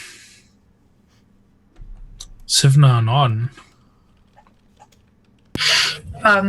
I think Sivna pulls Auden aside and asks her, "He offered you the throne. Would you seriously consider it?" Heavens no. Ugh. That's what I wanted to hear. And they're going to set off. They're just going to set off for the tent where the Eidolon is stored, whatever the thing is, with the intent to destroy it. Oh boy. Okay. I think there's no question. Like, no one would be like suspecting this. I mean, there are two two of those paladins stationed outside, right? But I think you can definitely get inside. There's no a thing like questioning someone doesn't exist. They either would have stepped in front of you or they don't, and they didn't. Cool. Yeah, I want to go up to the orb and study it and try to figure out the best way to break it. Yeah, study the runes.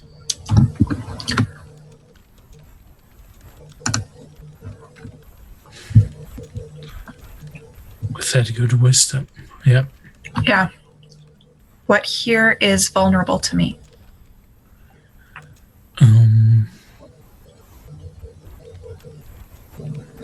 Good question. How would you think this could be destroyed in the easiest way? Are you asking me? Yeah, the table.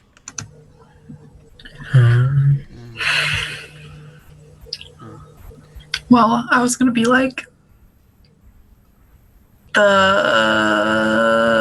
it's an egg, and you have to break an egg. You have to crack it. The reason why it needs to be protected is because it's fragile. Yes. And there's this silhouette of an embryo that's like inside of it that you can see, right? You have that picture, if you remember. Mm-hmm. Here.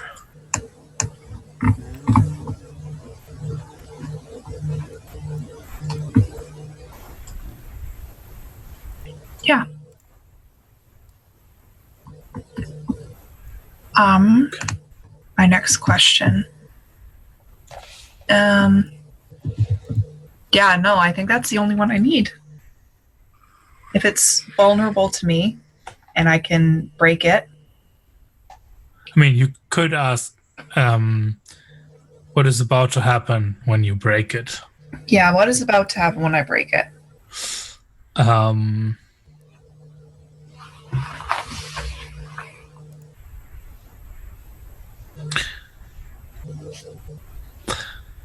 I think those two paladins outside would come in, but they won't be for long. All of the whole Jetharier will just crumble with their purpose lost.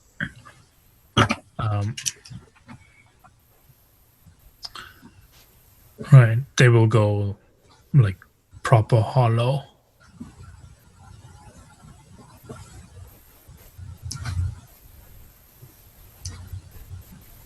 Without purpose, they will be like, you remember where you found the fiddler? Yeah, Yeah. that's fair.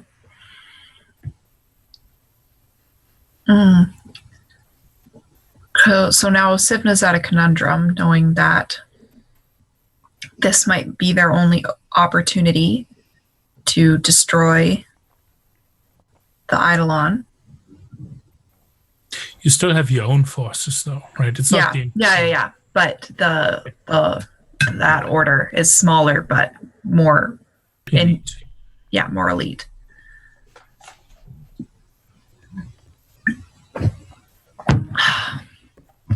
Well, sometimes if you want to make an omelet, you've got to break a few eggs. What's the omelet here, though? The Like omelet. that Eidolon omelet. The omelet is not a repetition of the past that led to the destruction of the world. Sivna says, down with monarchies. Yeah.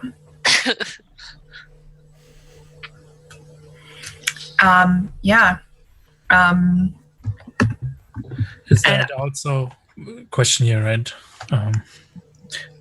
Kind of, in a way, it's also you asking what here can be made into something useful. Yeah, that's what I was going to be asking. Yeah. Okay, cool. Sorry. Yeah, that was going to be my third question. Yeah.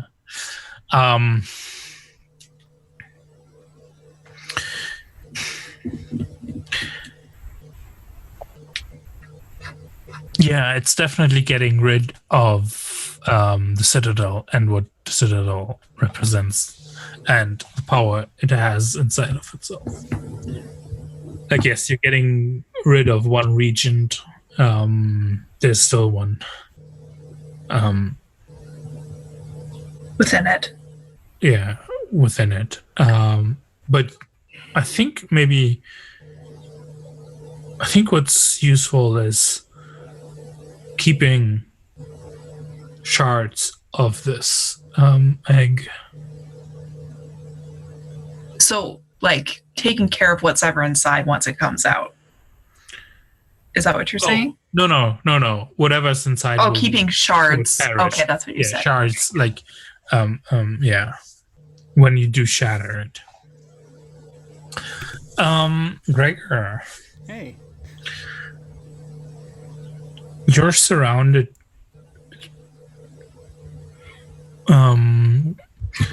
Surrounded with darkness.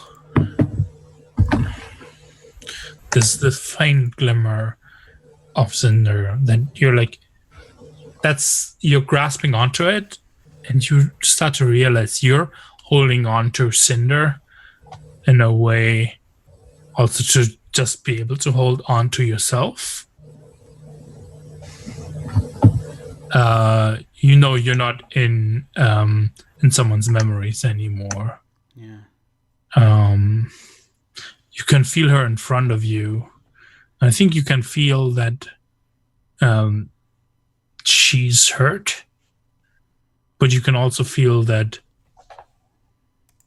something around you is fraying at your existence. What do you do?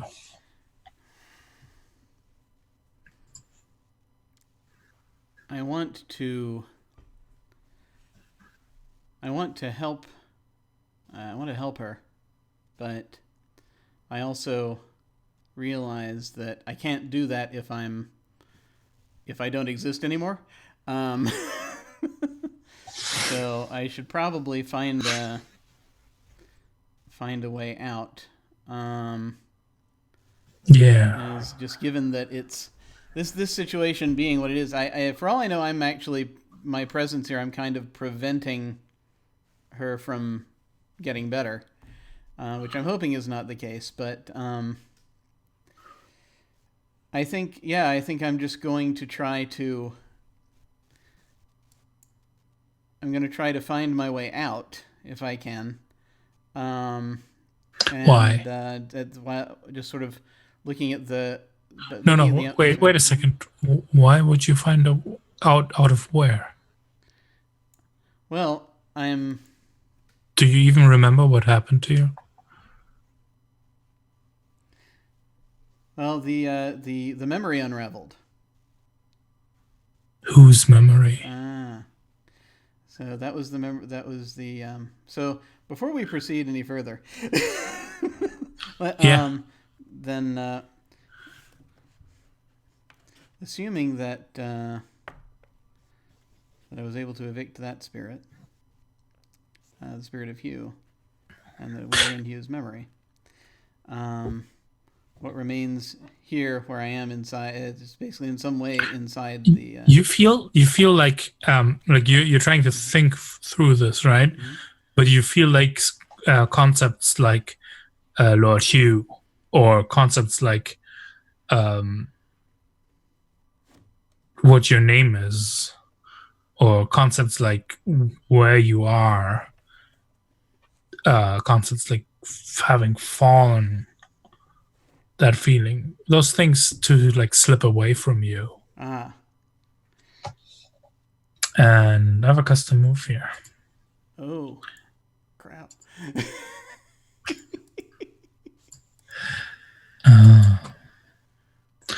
It's when you Castle Oblivion. When you resist Castle Oblivion's attempts to steal your memories, roll +int. Okay. Well, in that case, let me go ahead and... Do not roll yet. Okay. read the move and check out what this might mean. Then place the side off the grave of the castle. Choose one you recall truth. So you recall truth about yourself to gain a memory. 7 to 9. The castle steals from you the memory of something precious, replaces the memory of the castle itself. Lose one memory. If you don't have one memory to lose, treat this result as a miss. On a miss, you take. You bond with the castle, representing what you now believe to be your place in the castle. You don't know the nature of the bond until you resolve that bond. You cannot leave the castle of your own free will. I'm actually, having read this move, I now feel sorry for the people here. I now feel sorry for the queen. Anyway. Huh? Yeah. So that being the case, yeah. Seeing what that means, and it's like they just got trapped here. This place is a trap.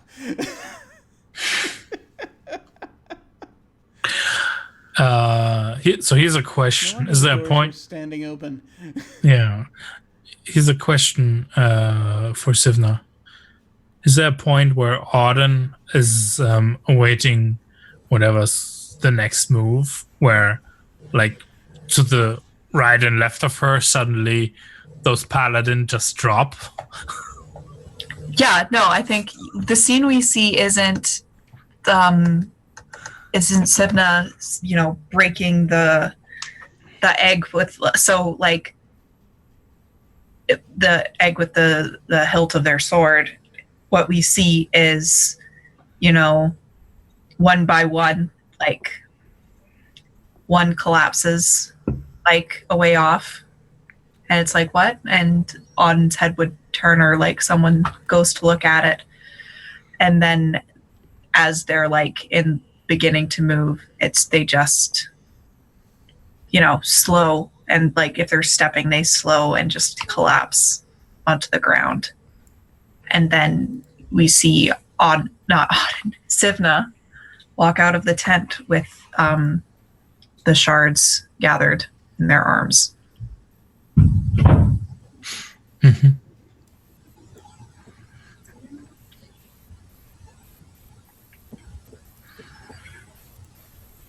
And I pass one to Auden. I think she probably just has it. I don't know what use it will have, but there's magic in these things. And they start going around and they start organizing the remainder of the forces for the assault. And they're telling them to strip the paladins of their armor and their weapons, whatever is left remains, because they're useless and they're better armed and better dressed. And we're going to not take a frontal assault. Well, the forces aren't going to take a frontal assault. What's up, everybody? Sorry. I think dogs.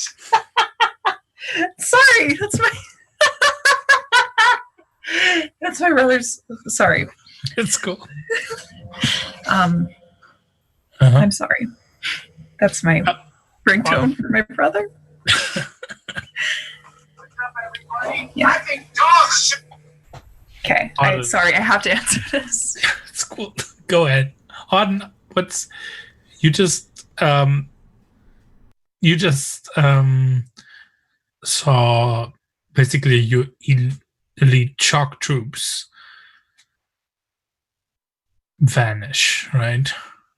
Or be destroyed. And also basically Gregor's entire order. For all you know, there's nothing left of Gregor and his people. I think she's gonna assume the worst, that Hugh is still a threat, and then just kind of wait for Sivna's command, because she won't leave her alone. Okay. Are you expecting Sivna to sit on the throne? Thumna is about to introduce democracy, so Yeah. What do you think their aim is here?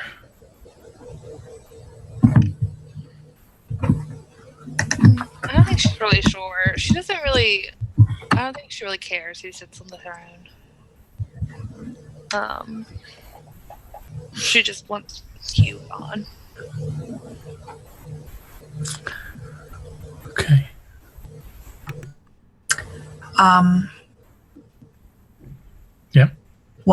Yeah. So I think the assault is everyone else is going to go through like the side entrances and the windows, but Sivna's going to walk in through the front gates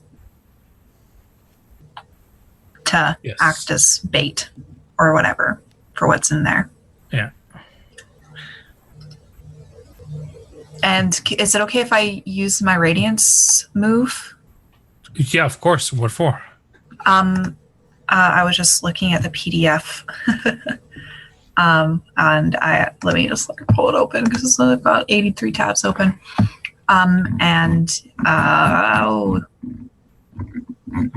Sorry, I apologize. And it says you discover how to steal the power of a terrible denizen of Lastlife and put it into an object of your choice. Though it may not be easy, name the denizen and the object, and the GM will tell you the steps and the materials required. I want to trap the power of the Queen, the War of Wars, Mother of Wars. I think we all almost kind of know this, right? That's what the shards will be useful for. To strip that off of her power. It's going to be a violent thing to do. Like, we're talking, it's like a gutting, basically, that you have to do with the shard.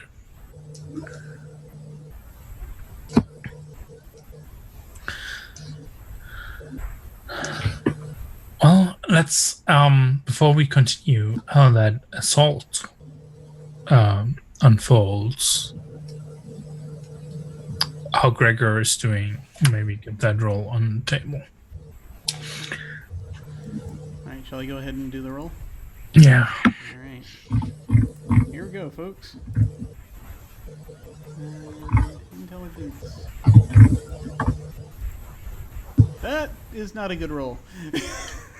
That is XP, though. That is XP. Yay. Excellent. Yeah. Okay. On a miss, you take a new bond with the castle, representing what you now believe your place in the castle to be.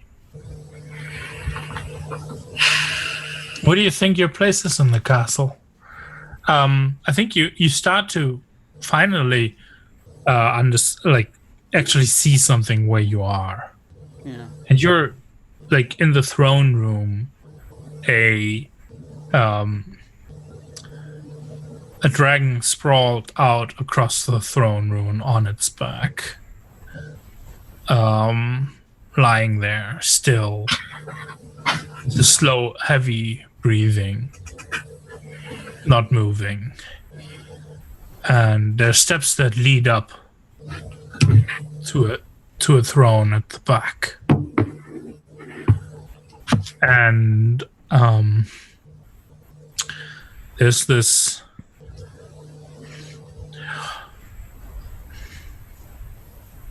blackened with soot and ash, frail old woman with a crown sitting on there, dripping wet.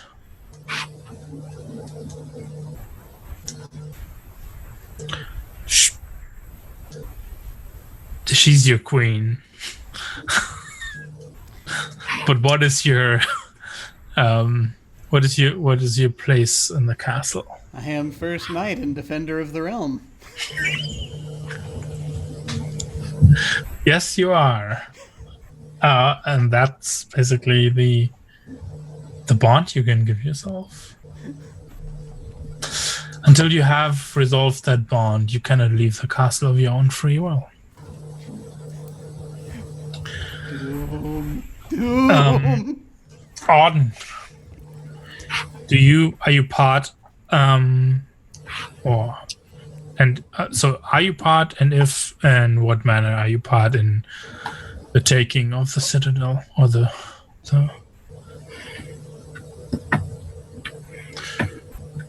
I think she would have followed behind Sivna. So it's you two walking in from the front. While I think as you walk in, what you get is you do get to hear on the side that there's like little skirmishes happening, and fights happening. We don't hear this. We don't hear screams, but we hear that noise that happens. We don't see much of it. You just stroll forward, the two of you, unhindered. But it's a long walk.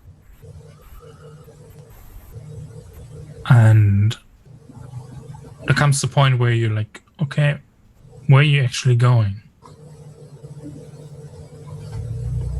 Who's this walking beside you?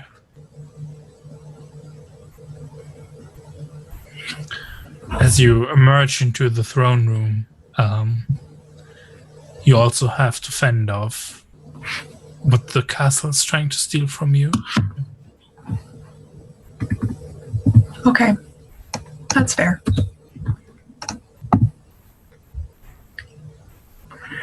Roll plus intelligence. Yep. I'd do that as well.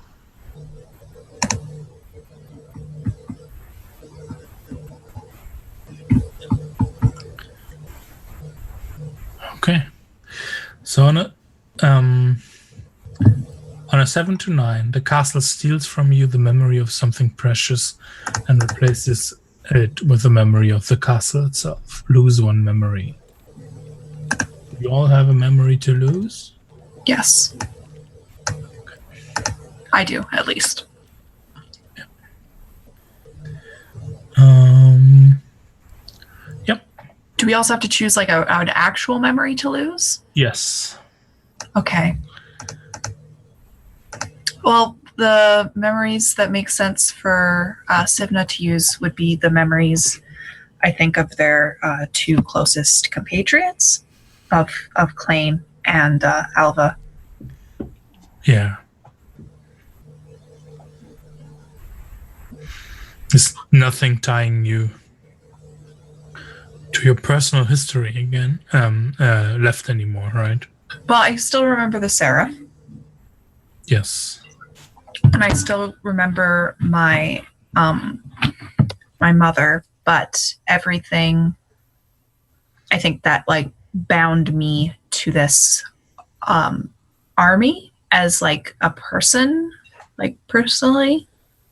Like I think Sivna still intrinsically understands that they're the leader of this force, but there's no emotion attached to it. Yeah. And like, what is? Yeah. Yeah, like these aren't their people. They're just people that they're leading. Yeah.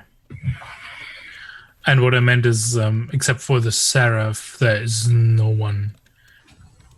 There's nothing that actually exists right now that ties back to your old life anymore. Mm-hmm. So that's also a thing. It's replaced with a memory of the castle itself.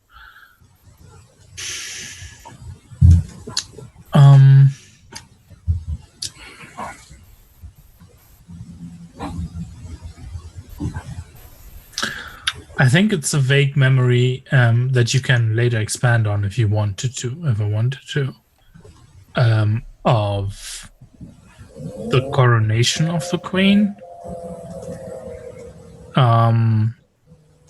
That was at the same time a ritual that is the origin of how it made it to Lastlife like this.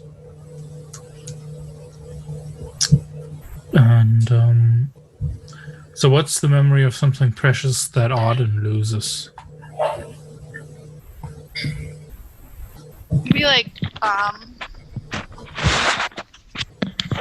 the early days of her love towards you. Okay.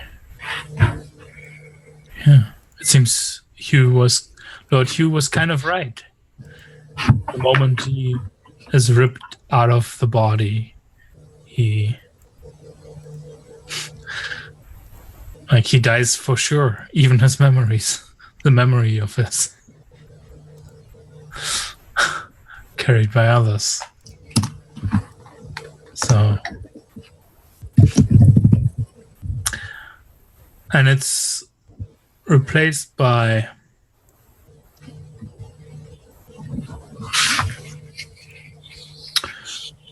the memory of oh,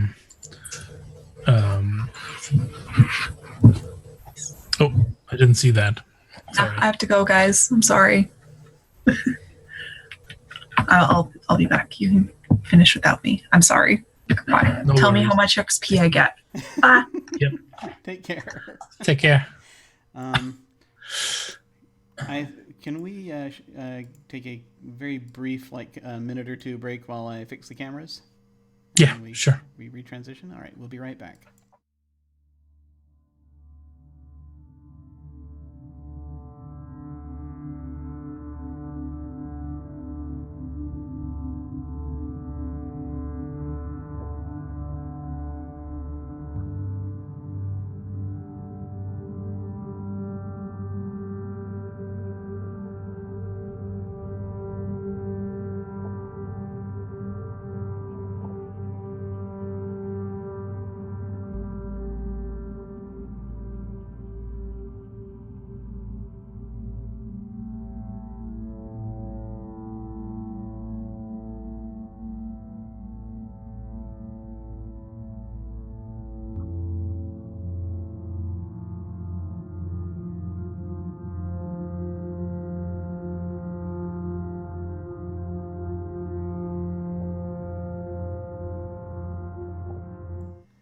All right, we have returned.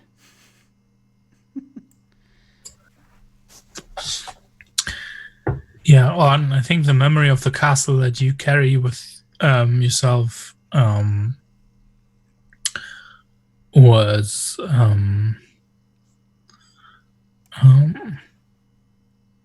or is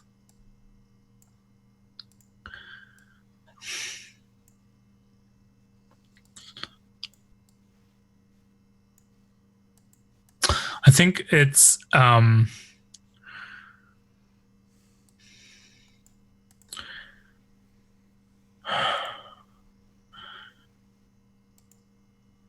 is the queen in her prime being this witch of fire.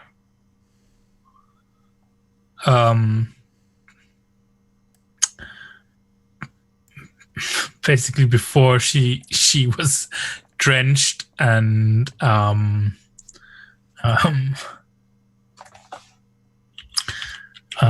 doused,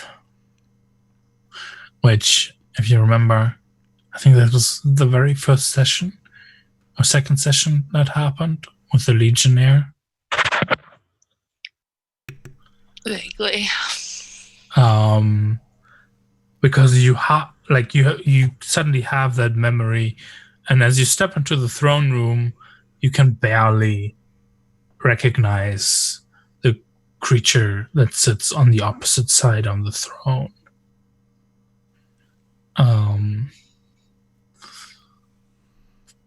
It's like teetering on the forward edge of the throne, this frail old woman, still dripping and wet, like she looks like a twig that's been burned and then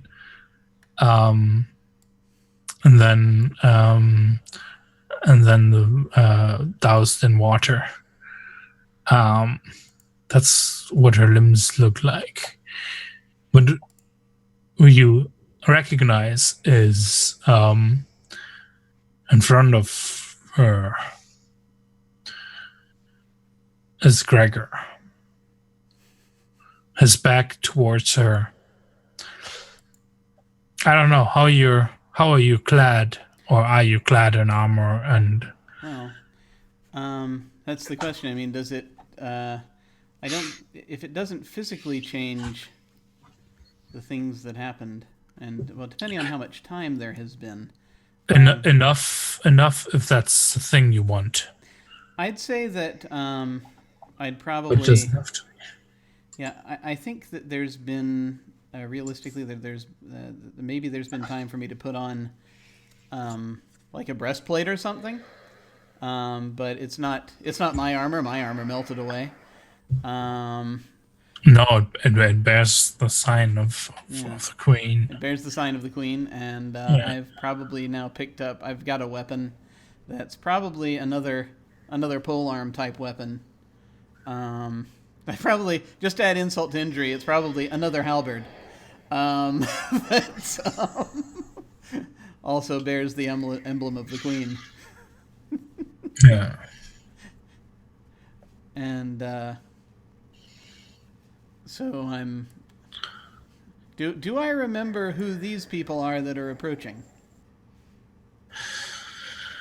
The book didn't make me lose a memory, so I don't know if I'm not sure. No, and it doesn't replace your entire being. It's just an added gives you a new purpose. Yeah. I think Sivna like shuffles forward. And then there's a thing where they pause and are still. And it's like this slightly forward-leaning posture, right? And it's very far. This gaze into the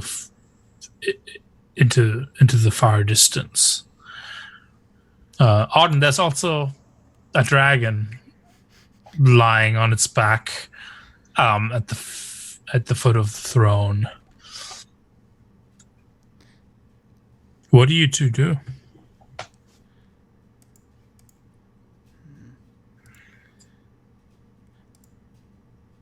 Does Auden also have a role in the castle that has been? No, she just got a memory. Oh, okay, just got a okay. They both That's the trade-off. made their role. Yeah.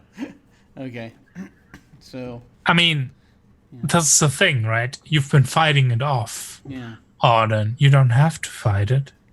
You could just accept it, and you would take your rightful place at the side of the queen in the castle. You know this. I was just assuming you're fighting it.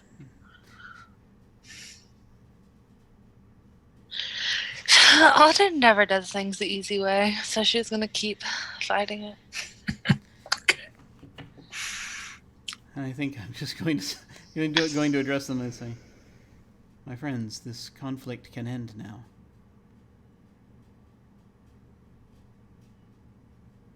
There has been much destruction, and we can rebuild. Now that we do... Now that now we have a patron and the land can heal. We need not seek conflict any longer.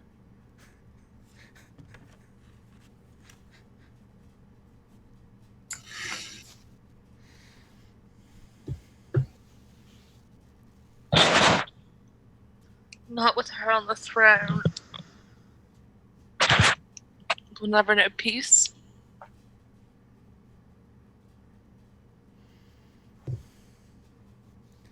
I just sort of step forward and I set my just sort of wrapping the halberd against the ground for a moment and just then I must ask you to go.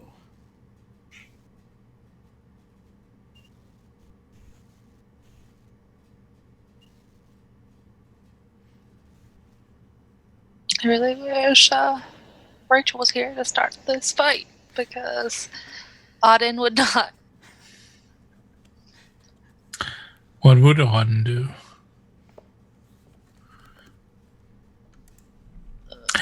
Here's the thing about being undead.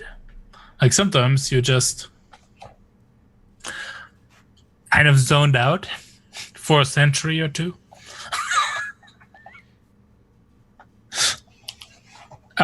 Maybe the hollowness has caught up with them. But I think, Gregor, you can openly see that. I don't know if you can see it or not, and that's your choice. But that Sivna is carrying their weaponry, and in I think their sword at this point, in one hand, and in the other, a shard. Oh dear.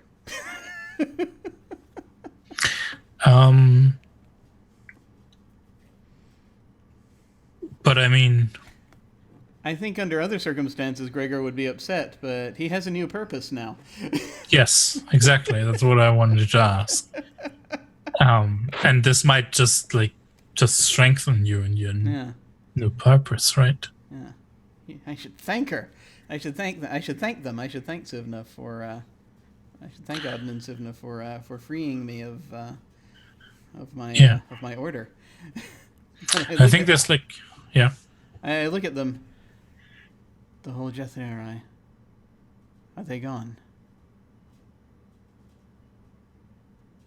Gone. I think that's just like a hollow echo from Sivna. I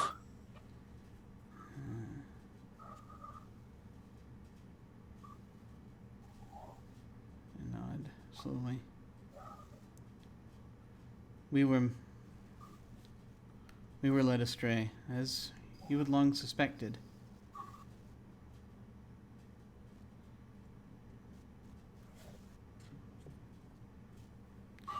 This now is my purpose. I thank you for helping me find it. Both of you.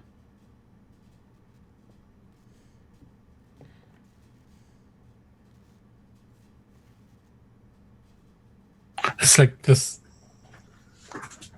strange creaking behind you, right? And it's just the queen like shuffling in her frail figure, but she's not saying anything. You don't even know she can talk. I'm going to actually I'm going to go over to help her if she to see if she needs help. No, I think you get a sign with a hand that it's all good. I nod. Majesty. Here's a question: how truly important or is Cinder to Gregor, or was Cinder to Gregor? Cinder is basically Gregor and his wife Saskia were not able to bear children, and Cinder was like a child to him. It was like a daughter to him, and so he would. Yeah, it's so she is actually more important to him than his own life or unlife, as the case may be. And right now, he's kind of, I think, operating under the assumption that the dragon also has a role here or something, or that the queen the queen's okay with the dragon, which may be terribly incorrect. Do you want to remember how you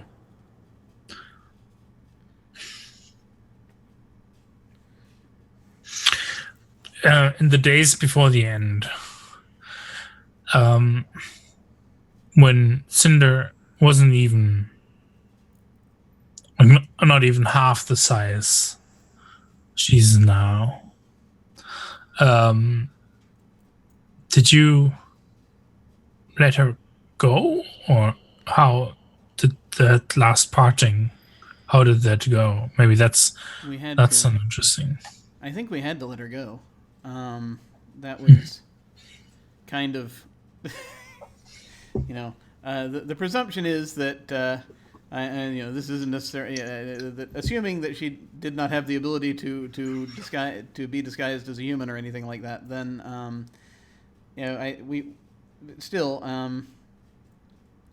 we would have tried to have been working toward finding others who could care for her. So we probably were trying to find other dragons, that kind of thing. Maybe successfully, maybe not very successfully. But we eventually had to let her go and be her own dragon.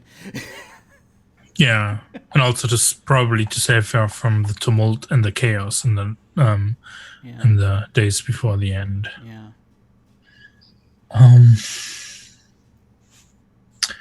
So because we're also bringing this to a close, right?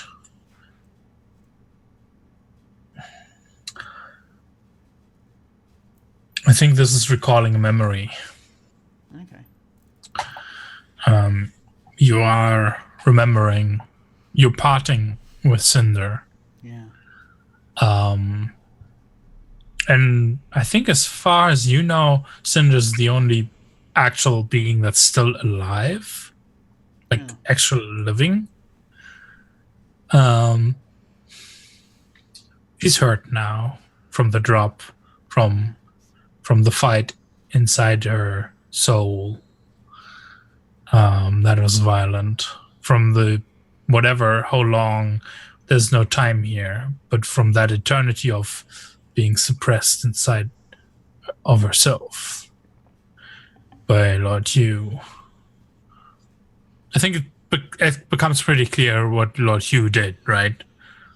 Lord Hugh, to survive the end, the apocalypse, was like, well, what's the most powerful being I can put myself inside of to actually survive this bullshit? Yeah.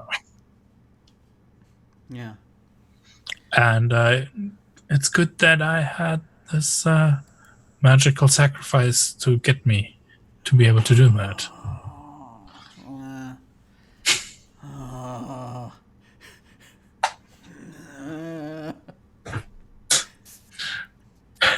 Do roll. Roll well, please. You're calling a memory? Yeah. Okay. Let's see. Let's see what happens. Here we go. Recall a memory. That would be a 6.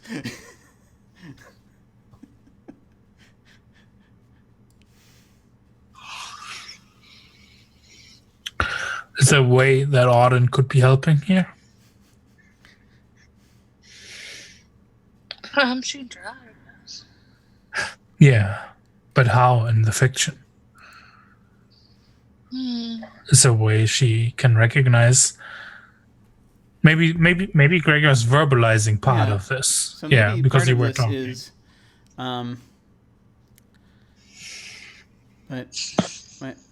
so this starts, I think, as Gregor saying, "My lady, we do not have to. This does not have to come to conflict. I failed you before, but it need not be that way now. And I remember your lord Hugh who so vilely used you to place himself in the body of," he looks over, "my daughter. He's gone. I've sent him away. And I'm certain that was what happened, that you had been taken in to... I saw that memory of Lord Hughes. You, from his perspective, that you had been taken in and placed into his ritual. I was not there to stop it. And I failed you and her both. But I think that is what happened. Is that what you recall?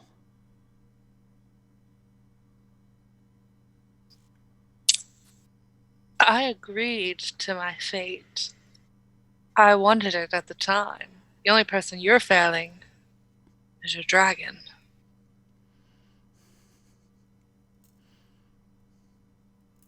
I think that's enough for counting us up. Like, that's reassuring. That's troubling, but it's reaffirming. At least what you were thinking. Yeah. Do you have a bond with you? I wasn't quite sure. You didn't have a bond with someone, right? That you hadn't rewritten yet? Sivna. Okay, but you have one with Gregor. Then Yeah, it was about the secrets of the kingdom. Oh, yes. Yeah, that's 36 plus 1.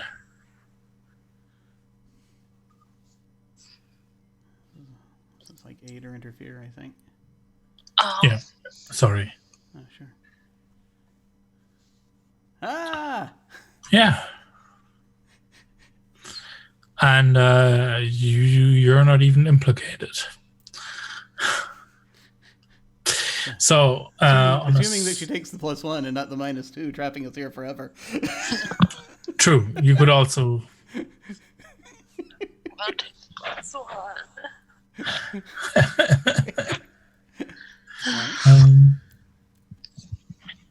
What does it say on the 7? I have to look. Mark 1 memory. Okay. So I think. This one on the bottom, right? Yeah, but to bring this to a close. Just hit 5. Yeah, and do you know, is there one that jumps out immediately at you? Not immediately. Because otherwise, need to have the list now, but let me see here. Where's the list? It's gone. Oh, then wait a second. Let's bring this to a close and let's see if we can interpret this in a way that makes sense. Oh, wait a minute. You recall exactly how to purify and restore a corrupted area of Lastlife? Can I take that one? And choose Castle Oblivion? I mean, yeah, yes. I was about to suggest maybe taking it. No, yes, yeah.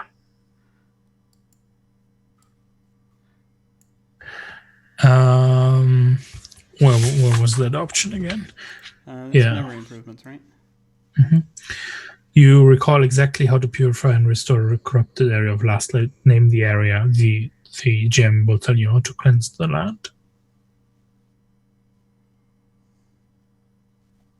I mean, yeah, it's easy. And the choice is yours.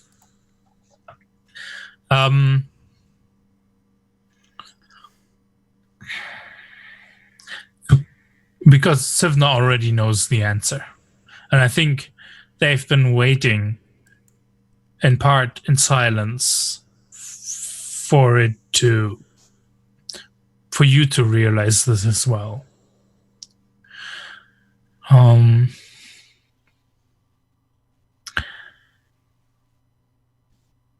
The way to cleanse it is to gut the old queen with the shard.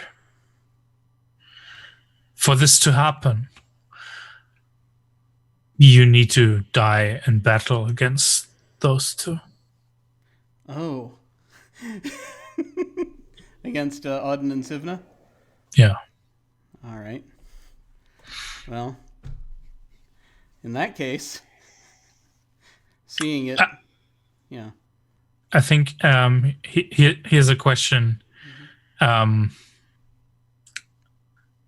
think you probably realized by now as well, right? On what needs to happen. Yeah, I think she does. Is this when Gregor starts feeling ice grip and lock his feet to the ground? Like, remember the first time you died? Yeah, I had armor to step out of then. I don't now. I just grabbed a breastplate this time. Yeah. And we see maybe the last shot is Sivna raising their bow. And then it's a close-up on Gregor's face, and we just get the thump of the first sharded arrow. Yeah, Gregor just sort of nods and closes his eyes. Yeah. And there's a second one.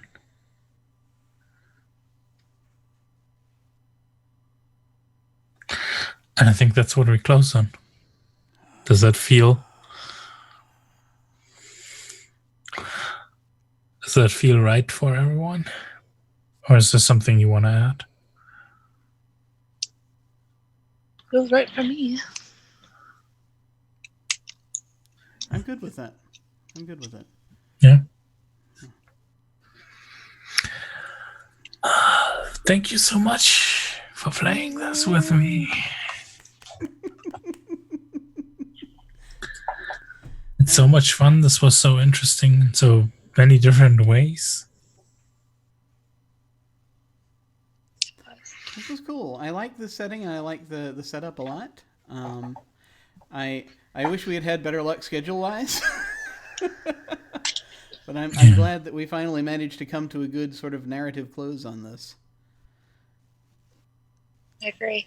Yeah, we were almost coming up on a year there. Oh my! Isn't God. it like in August that we started? Oh God, yeah. Oh, because I had just moved, and that's how I remembered. Like, no. Oh wow, yeah, true. You're right. Oh man. So we all aged at least a year. I know. Sometimes when you're beyond life and death, the time just sort of gets away from you. Wow. Okay. Well, this has been a journey. Yeah, it has. This is the first ever campaign we had on this channel, and I'm glad we're finally getting we're getting to have some closure on it. And I really appreciate you folks coming and playing. Mathias, thank you so much for running this. This was great. I had a wonderful time. Charlie, thank you so much for coming and playing with us. I loved Auden and all of the different things that we got to see Auden do. And I enjoyed the mystery surrounding her existence, and I'm glad we finally kind of chipped into it and figured it out, I think. It was really cool. But we're going to go ahead and do our outros. And that shall be that. So I will start with our GM Mathias. Any final thoughts about the campaign, and where can folks find you online? Yeah. Thank you so much again. This was really special and a lot of fun, and super great players. I loved all your characters, and it was really nice to get to tie everything kind of to a point where it feels consistent with everyone's characters as well, I hope. So that was also, thank you so much for having me and this game, and because when I pitched it to you, I remember us talking about it. And I think if you just take it out of the box, the Cold Ruins of Lastlife is my favorite incarnation of Dungeon World. So I can wholeheartedly recommend it. There's so much stuff in this little book, and like so many inspirations. We like just barely scratched the surface of things you can do with it. You can find me at mthsblgr on Twitter, and lots of new things coming up. In 2 weeks, Thursday in 2 weeks time, Thursday and Friday, the Sun Gohona campaign starts back up.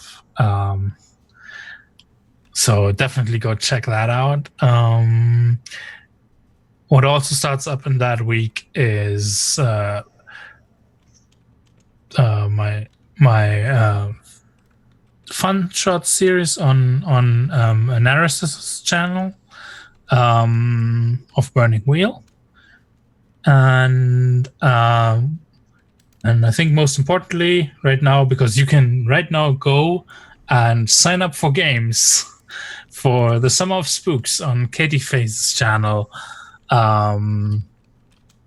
Check out at Katie Faye's on Twitter, or on my Twitter. I retweeted it for signups for like a whole bunch of different spooky games. We have like games that are silly spooky, that are slasher type spooky, really existential horror stuff. A good mix of a lot of different games, and I'm looking forward to running those, and I want to see you all sign up for them. Yeah, and get to play with you. Thank you so much. Thank you. And really appreciate that. That was really... and of course, on Monday here. But yes, on Katie's channel. Yes, absolutely. Oh yeah, right. More spooky, but with you as the GM. Yeah. Exactly. That is when I get my revenge. Well, thank you so much, and also Charlie. I'm Charlie. I had a really great time playing with you all. It's a really interesting and different game. I enjoyed it.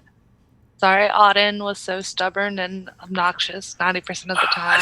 I loved that. That was so good, though. Good. Yeah, I don't really do any other streams or games, but you can find me on Twitter at Diet Cream Soda. Yay! Cool.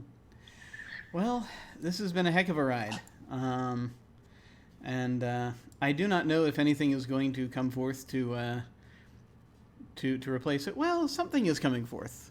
Something is coming forth. It's going to be happening Saturdays, but I'll get to that in a moment. But I'm Jim Ryan. You can find me on Otherdoc on Twitch and Twitter. My website is jimyesthatjim.com, where you can find my Geek Observation podcast and links to my various other podcasts, audio dramas, writings, and such. And I've got links down below to my website, Twitter, YouTube channel, and the most recent short story that I've released. On Friday afternoons, Saturday, and Sunday mornings, I play video games. Today, this evening, I will be running a one-shot of Inspectors over on Unmade Gaming. That's going to happen in a couple hours now.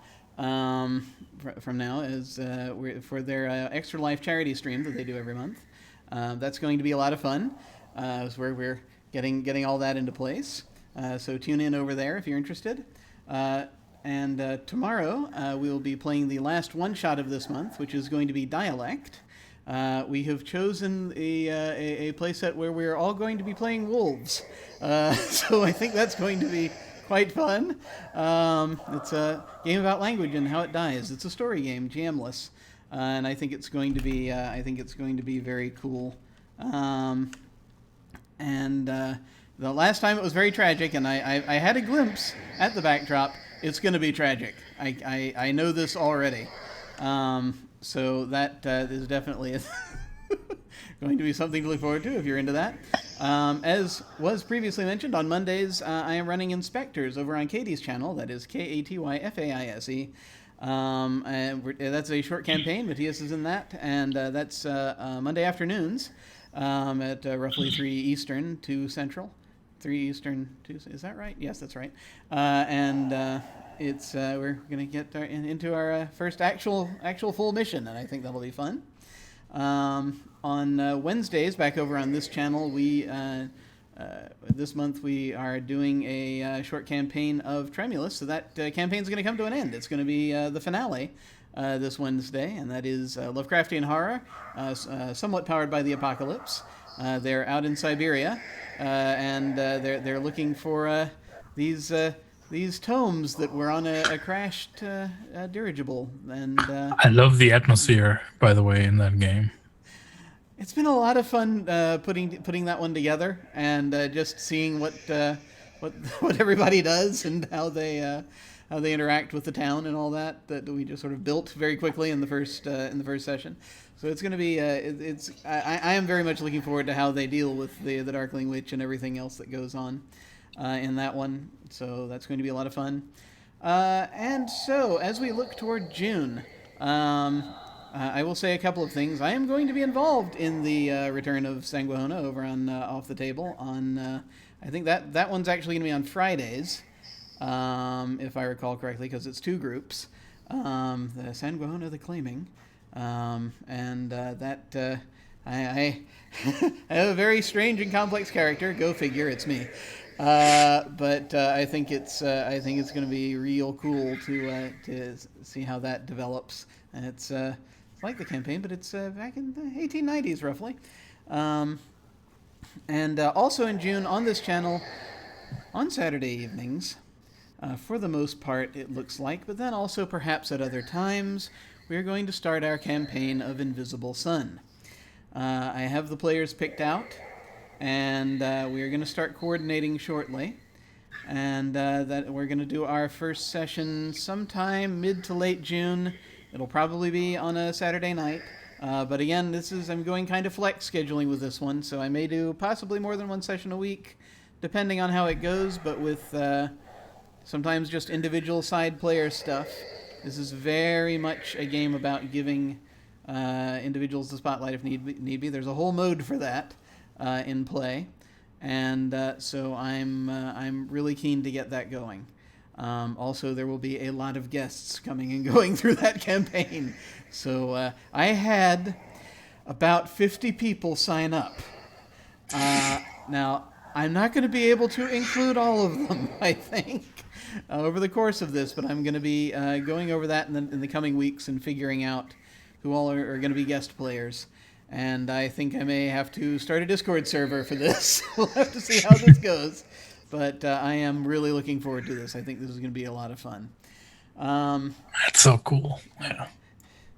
I'm so excited. I'm excited. Yeah. I'm crazy excited. So I have not posted signups yet. I have just finished the sign-up forms, but I need to still get the graphics out and the ad up and get everything on the website. But signups are coming for June for folks who want to play in one-shots and a short campaign. There's going to be a short campaign of Durance next month. That is a game of people out on a prison planet, sort of the struggle of power between the convicts and the authority, and we're going to do a 4-session run of it. So that we have enough time to develop. We may actually do more than one colony if there ends up being time for it. We'll have to see how it goes with how we're interpreting it. But I want to we played some one shots of that on this channel earlier. It was a lot of fun. I want to give the one setting a little more time to blossom with it. So very much looking forward to that. We're gonna have one shots this month of Everyone is John. Which is a game where everyone's controlling one character. It's a comedy game. Also, we're having a comedy game for a couple of sessions called 3 Days Until Retirement, which is a game of cops on the edge. So also it's a lot of lighthearted fare.